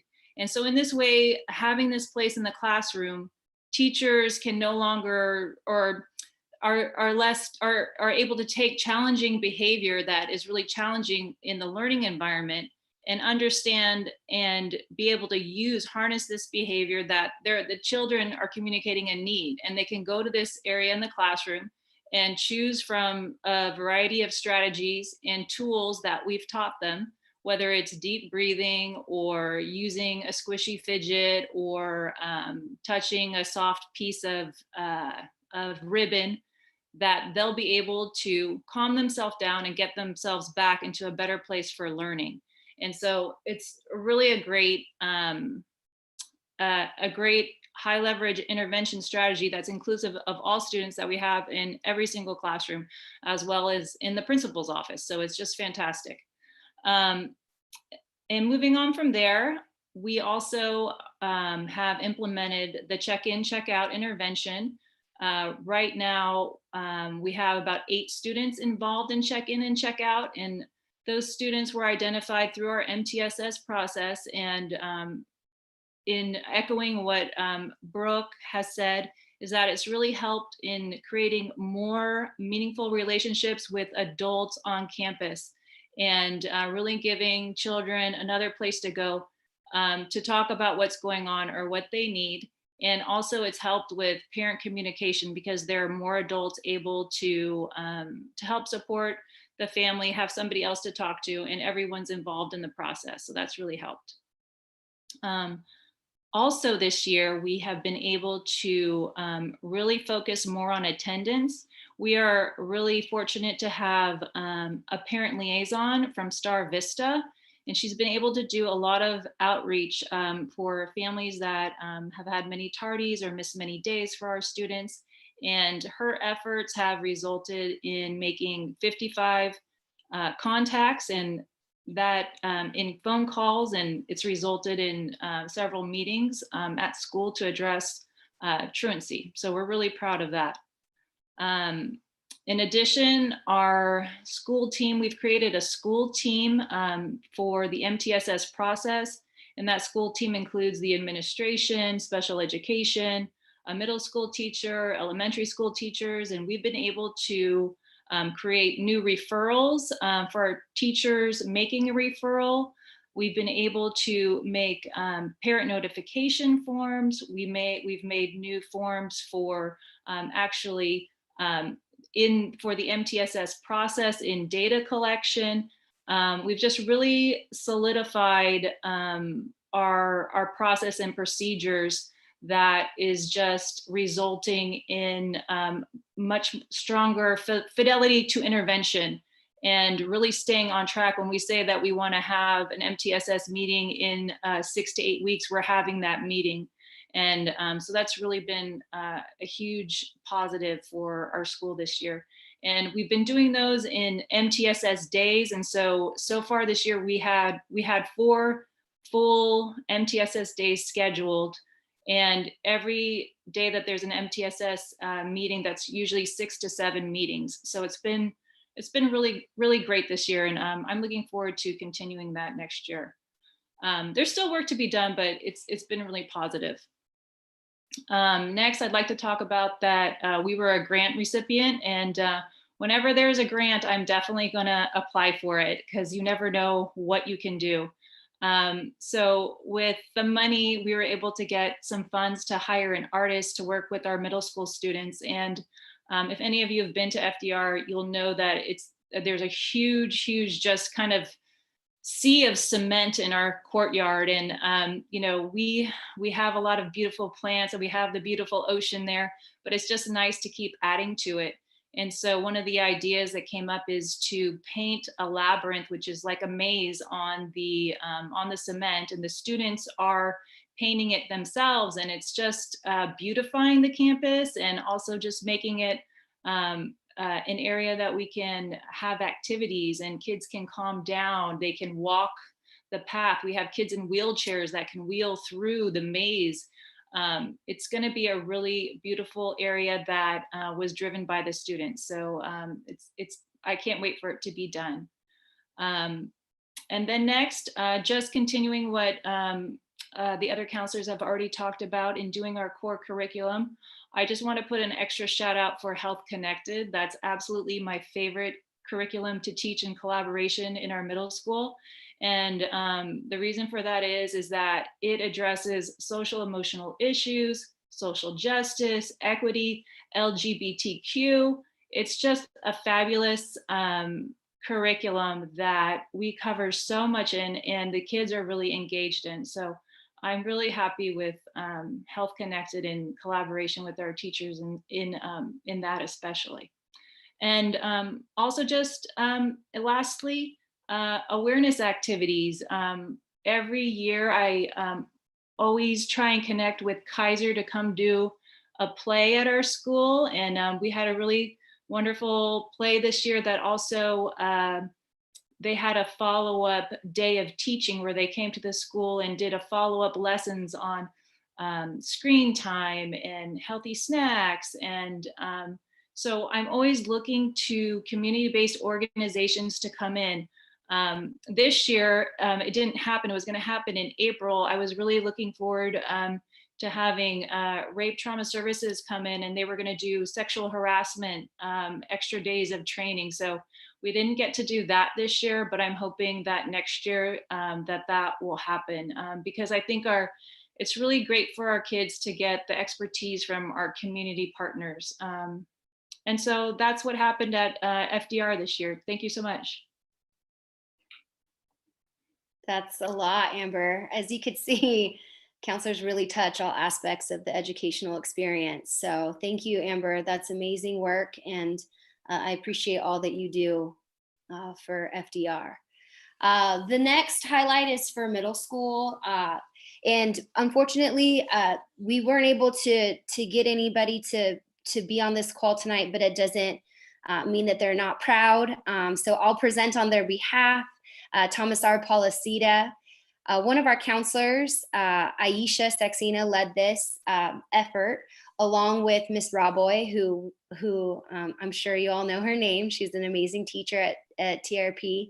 And they decided that they wanted to really try to tackle No One Eats Alone Day. And they made a great effort and collected some data and are gonna revisit this next year. But it basically is a day to encourage kids to mix and mingle with those that they may not know or may not be inclined to mix outside of their group, as middle school is. They're pretty solid in who their friends are, but it's really great to push them to learn more about others and be inclusive. And so they wanted to highlight that they did this.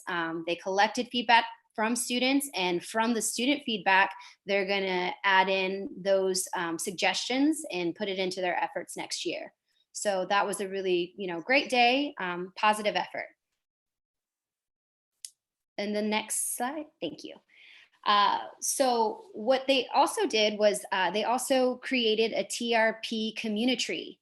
So as you can see, students participated in various activities, and they pledged what they would do to fight social isolation. So this was in addition to No One Eats Alone. They also asked students to really think about what they could do to be a community and be connected to one another, and pledge what they could do to be inclusive and to support students that may not speak up otherwise. And so it's a beautiful visual, which I think helps keep kids reminded of what they said that they were going to do and what their peers said that they were going to do to create a really positive, inclusive environment. So if you visit TRP, please check that out. And then they also have an equality club. So this is one of the sites where they have this club, and no other sites have this type of club. Sarah Sue Vall really takes lead on this, and she's been doing this for quite some time. We had some discussions with students this year, or was it last year, and decided to make some changes for this year. And so Sarah really led that charge to open it up and to be an equality club, to really be focusing school-wide, year-long initiatives on how to be inclusive of all expressions of self. And so really positive club, very eager students that participate in it. And I'm just really happy that TRP is taking the time to have space for students to, have this kind of space and have these types of discussions and put energy towards these types of things. And so we'll definitely be continuing this in the years. The students also took a next step, and they actually went in and they also presented to staff on preferred pronouns. And so a really amazing thing to see students educating teachers, which they do, right? They do teach us a lot all the time, but really proud of TRP Equality Club for doing that and for leading this work at their sites as young people. So exciting work. And again, a shout out to Ms. Suval, Ms. Raboy, who really lead this work and, contribute to TRP being a really positive place. So with that said, special thanks to everybody who presented with me tonight. And of course, all those that work alongside me, closely with me, or indirectly. I just really appreciate everybody. And, thank you. And so now we're at questions. So thanks very much to you, Ms. Martinez, also to was Brooke, Amber, and Jamie.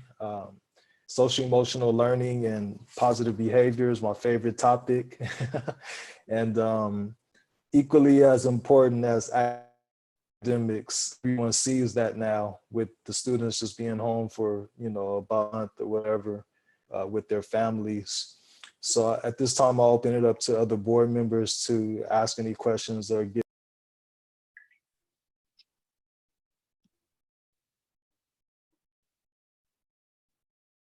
I just wanted to say thank you, Ms. Martinez, for all of your time and efforts and being with us here today. It's really great to see you. I'm so glad you're here and safe and healthy. And of course, to all of our counselors that joined us as well, thank you for your hard work. We really appreciate that. I just had a couple of comments like about the Zen spaces and the mural that went up at FDR.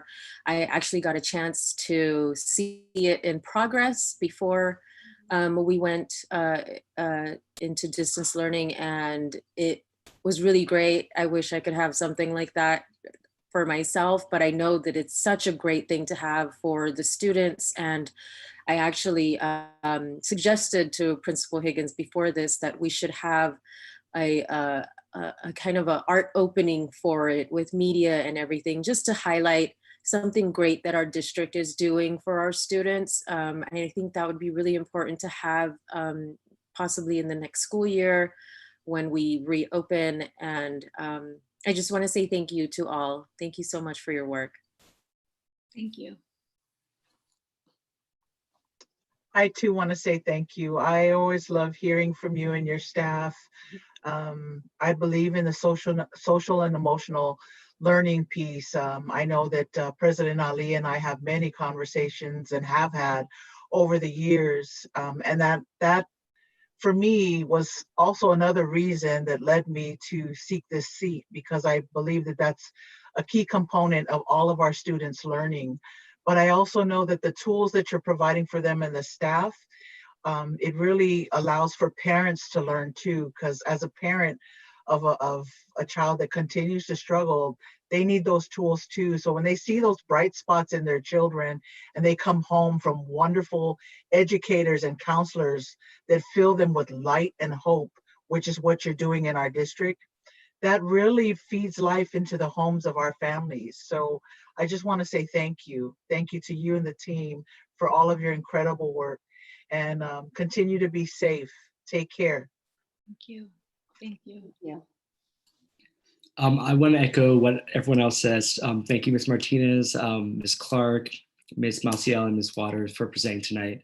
It sounds like you guys have accomplished quite a bit already, even before this situation happened. So I just want to commend all of you guys for that. And I think just like looking at the list of all that you've accomplished in just one of the schools alone, that's a lot already. So it's great to see that that's actually happening across all of our schools. So yeah, I look forward to seeing what happens. Hopefully next year when everything else is more back to normal, but I'm excited to see what's in store. Thank you. Yes, and I'm very happy to hear that all of you were able to complete your social emotional learning lessons at the schools, and that the students got so many tips and techniques front loaded before they had to, shelter in place. And it feels good hearing about the Zen zones, peace stations. As a classroom teacher, I always make sure I have one of those in my room. And so keep up the good work, all of you. Thanks. Thank you. Thank you.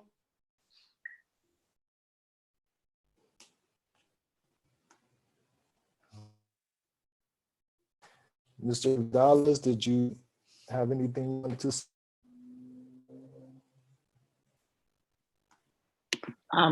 Not just sort of reiterating what each of you has mentioned. And I know Ms. Martinez just touched on this a bit when she talked about all the different contacts that the counselors have been making at the school sites. We're getting ready to roll out, and maybe at a future meeting we'll discuss this further, but I'm sort of terming our lost kids. Like, who are our lost kids? Those that we haven't been able to reach or contact, and who are their families, and where might they be, and are they still with us? And so Ms. Martinez developed a protocol that we're going to roll out with our administrators and with our counselors. And how do we pursue this? How do we pursue these families and these students to get a sense of where they are and what kind of support they might need? And why is it that they haven't been connecting as often with staff and with their schooling? I think it'd be really valuable for the board to learn about this. So as we roll it out with our administrators and counselors, share with you. All right, thanks. Well, thanks once again, Ms. Martinez, and look forward to having another report like this in the future. Of course. And you know, at this time, we will move on. that's fine. Go ahead. I was just going to say, and you know, you are always welcome to reach out to me outside of these presentations to learn more. I try to give you everything, but it's not everything. So I'm always open to a phone call, email, whatever you guys need. And, you know, my teams are really ready for whatever's to come. We're here for the families. We're here for you. And we're going to do what we can to work through this and be there for everybody. So thank you. All righty. So, Mr. Vidales, I believe that takes us to item, there's no,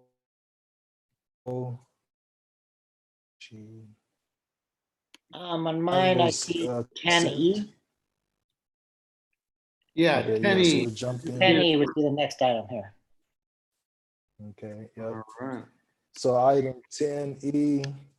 Hey, everybody. Certificated personnel. Hello, good Trying day. to get the right light in here. How are you? Yep, Great. we're doing well. Very well. Thank you. So very much. item 10E. Need qualified educators.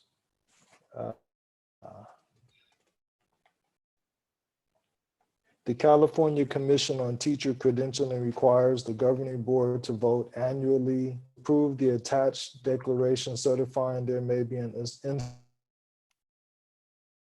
of certificated persons.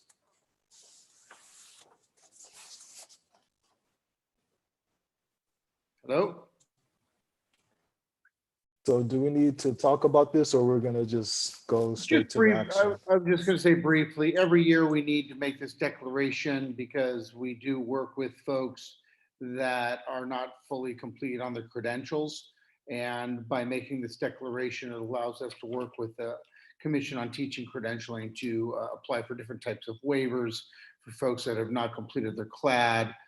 So we can apply for limited term credentials or permits that are valid while the teacher goes to school, or internship credentials. So this is an annual declaration we make, and I would request that the board approve it, please.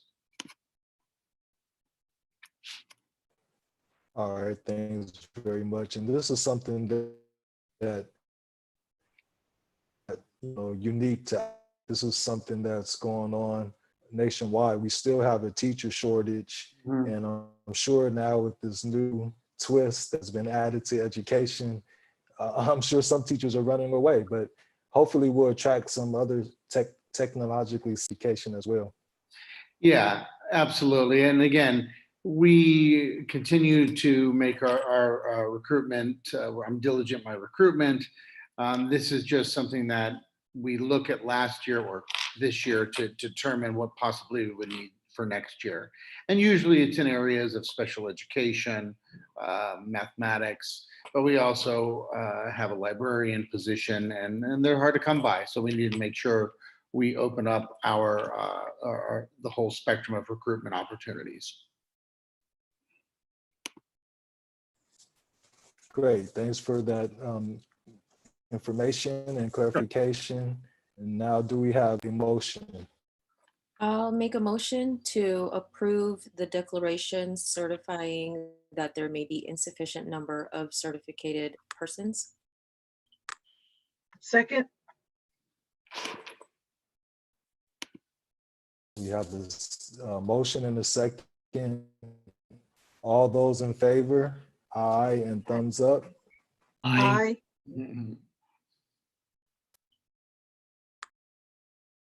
And that is unanimous. Item 10F, waiver declaration 2020-2021. the governing board of the Jefferson Elementary School District declares the district teachers and substitutes not had an opportunity to take and pass the California Basic Skills Test, or CBEST. The district anticipates employing 6 substitutes and 4 teachers on term CBEST waivers. Yes, similar to the prior item, we do make an annual waiver declaration determining whether, because we do use teachers that are on 30-day emergency substitute permits. So this is a statement that needs to be signed and approved by the board. It's something we don't have to file anywhere except at our school district, but it is something, again, just indicating that we will be using employees working on a 30-day emergency permit or others that need to extend a waiver on their CBEST. We have quite a few teachers, particularly folks coming into the from overseas, that have still been working towards that. So again, it's a declaration we make that allows us to request extensions on these waivers. And before we vote on that, since this is a public meeting, can you talk just a little bit about what efforts we have to support these teachers as they're at these different stages in their profession? Sure. So we, first of all, it's to determine when we do our general recruitment, the kind of response we get in terms of candidates. Special education, mathematics, again, for example, are areas that we have some significant need. Also, folks that are qualified to work with English learners. This year in particular, we recruited, I believe it was 4, maybe it was 5 teachers from out of the country to work in our special day classes because we did not have that candidate pool here. And they're all at different levels of finishing the credential. It allowed them, we got them over as long as they took the CBEST and they increased their score on each incremental time they tried to pass it again. These are folks that we want to retain. We also continue to have our positions posted both on EdJoin and other platforms.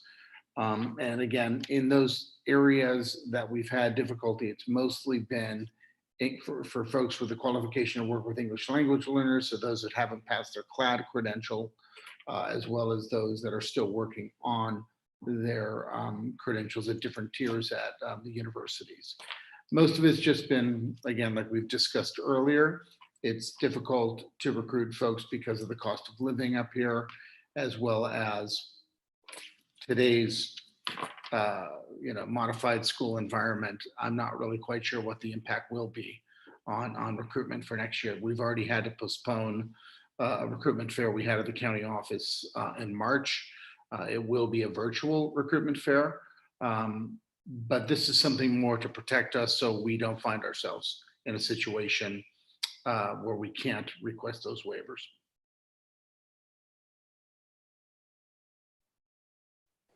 All right, it's very much. So for all those people who are watching this on YouTube or who will watch this, we need you. If you're an educator, whatever whatever step you're at in the process, just if you're good, we can help you, and we need you. We want you.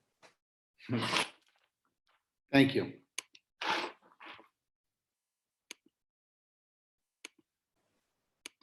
Do we have a motion for this? I'll make a motion to approve the CBEST waiver declaration for 2020 to 2021. Second. We have a motion and a second. All those in favor and thumbs up. Aye. Aye. Aye. Ayes. And the next item is going with the same theme. Item impacted. Yeah. So I'll let you start. Well, actually, go ahead. Well, I'll take a break. okay, so Can talk. along the same lines, this item G is to request that the administration, we're recommending that the board approve the ed specialist internship permit request for Whitney Bulmer. She actually was one of our special circumstance instructional assistants that has entered the program at San Francisco State University. And because we have a need, and because we declared a need this time last year, she's able to come in on an internship credential and has taken over the class. So we're recommending that the board approve our request for provisional internship permit.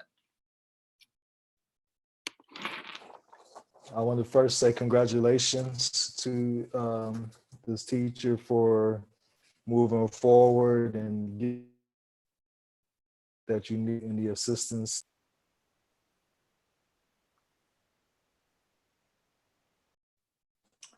All right, so do we have a motion? I'd like to motion that we approve the education specialist provisional internship permit request. Second. Which,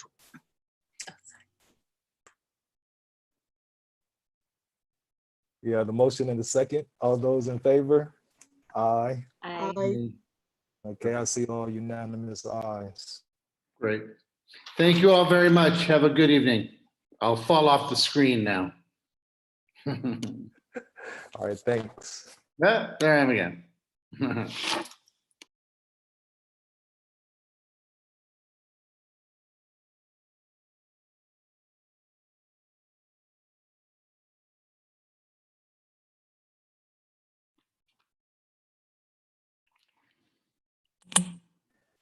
All right, well, we have item 11A, classified personnel retirement. The administration recommends approval of the retirement request from the following classified employees. Well, let me see. And request an appropriate resolution be prepared commending them for their years of service at the district. Jeanette Ahern, instructional assistant, SPED TRP, effective 6/13/2020, date of hire 8/28/2002. Can I just pop on one more time? I just wanted to say for Miss Ahern, she and I worked together for 9 years at Policita, and she's an excellent community member and an excellent special education assistant. And I want to wish her all the luck in her retirement. And thank you her for her service. Thank you. All right. I'll Thanks. make a motion to approve the retirement requests of instructional assistant special ed Jeanette Ahern with the date of hire 6/13/2020. I'm sorry, 8/28/2002 with the appropriate resolution. Second. All those in favor? Aye. I,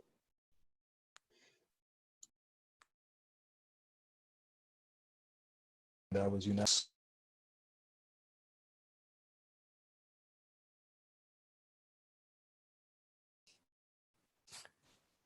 Brings us to almost to the end. We're at 12. Item 12, board policies, administrative regulations.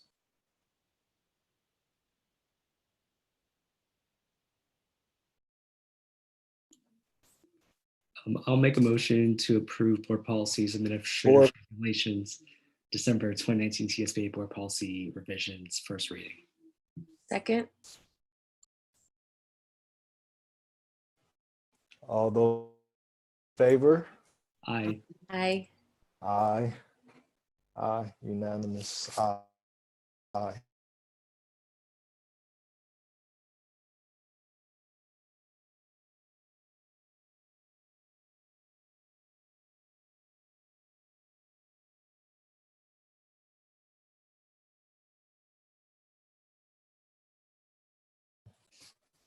Item 12B,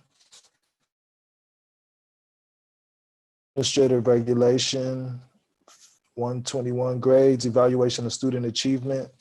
The board will consider updating Administrative Regulation 5121 regarding grading to reflect policies during modified school operations or other alternative mode of instructional state or federal emergency. I'll make the motion to approve the Administrative Regulation 5121 grades evaluation of student achievement. Second. All right, we have the motion. All those in favor? Aye. Aye. Okay, unanimous ayes.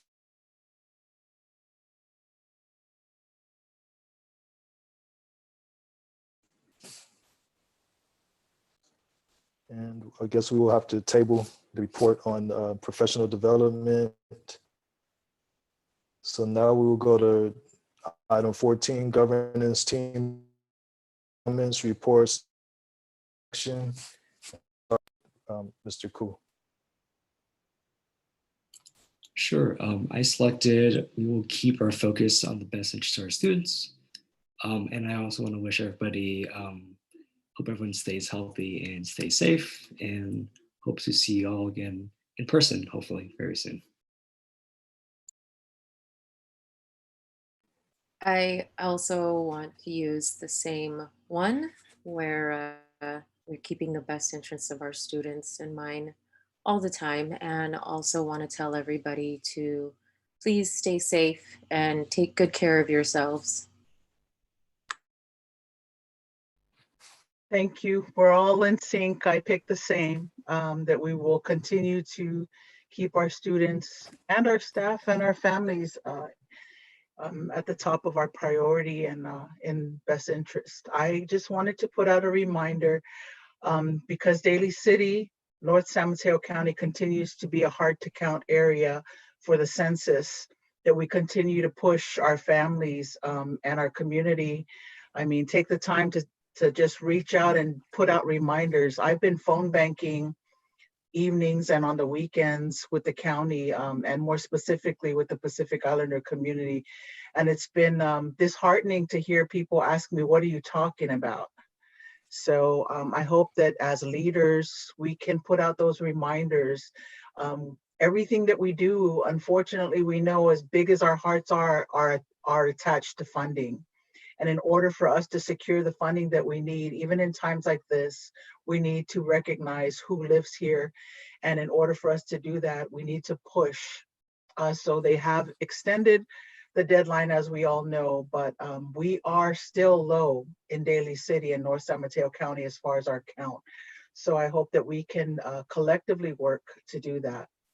On a personal note, I have had a family funeral literally every weekend. And luckily, they have not been related to the COVID. I'm glad about that.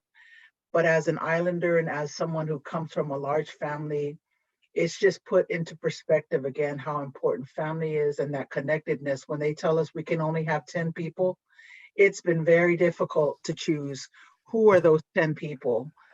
You know, and it makes you really look at your life and say, your life has been limited to 10 people on your last days. And so I'm very, very grateful. I've been cooking a lot. I've been baking a lot. Hopefully I can get some of that to you. My kids are like, who is this person?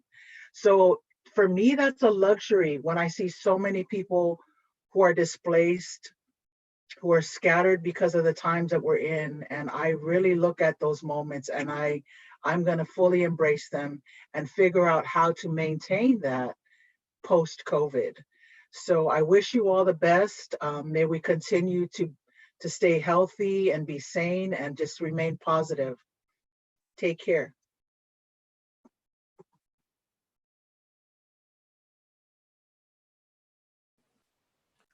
Vidales.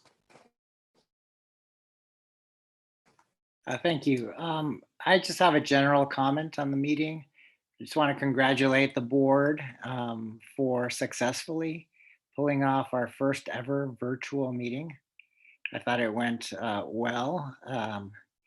Want to thank all the people who worked on the back end, Ms. Kovarai, Will Smith, and the many other people who worked behind the scenes to research and figure out the best ways that this could work for our district.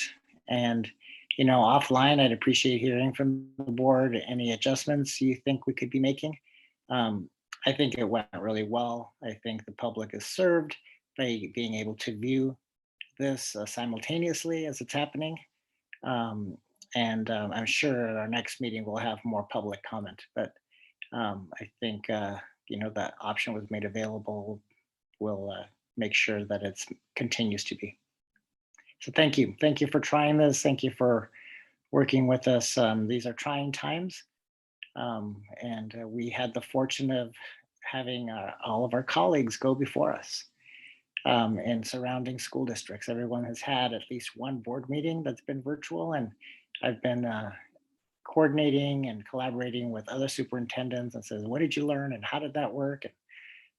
So we learned from a lot of the missteps that some of our colleagues had made. Unfortunately, we've taken this necessary security precautions to avoid some of the Zoom bombing that has occurred throughout our state, not in our county, but certainly in other school board meetings in the state. So I'm glad about that. Thank you.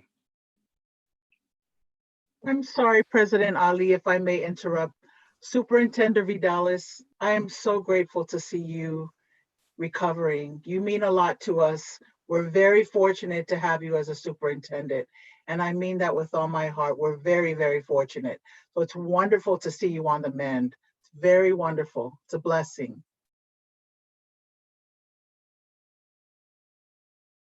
Yes, I can definitely reiterate those sentiments, and you know, I'm glad to see Mr. Vidales and all of us here.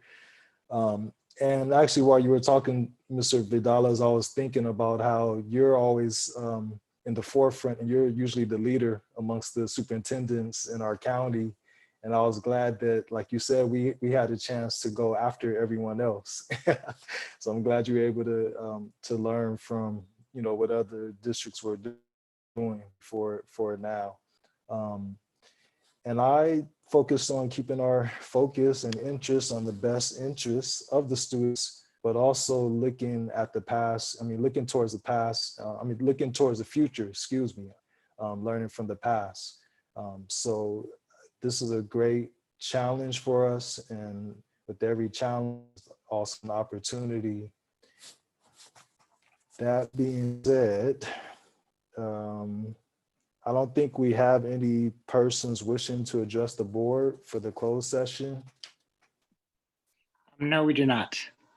All righty. So at this time, we're going to close the meeting in memory of Matthew Silva, and then we'll take a 1-minute break and convene to close session. And if I just might remind the board, it is a different connection information. I did send it out today about noon, so we could see you there in a minute after we take our little break. All right, thanks for the reminder. Everyone has the information? Yes. Okay, with that, meeting adjourned.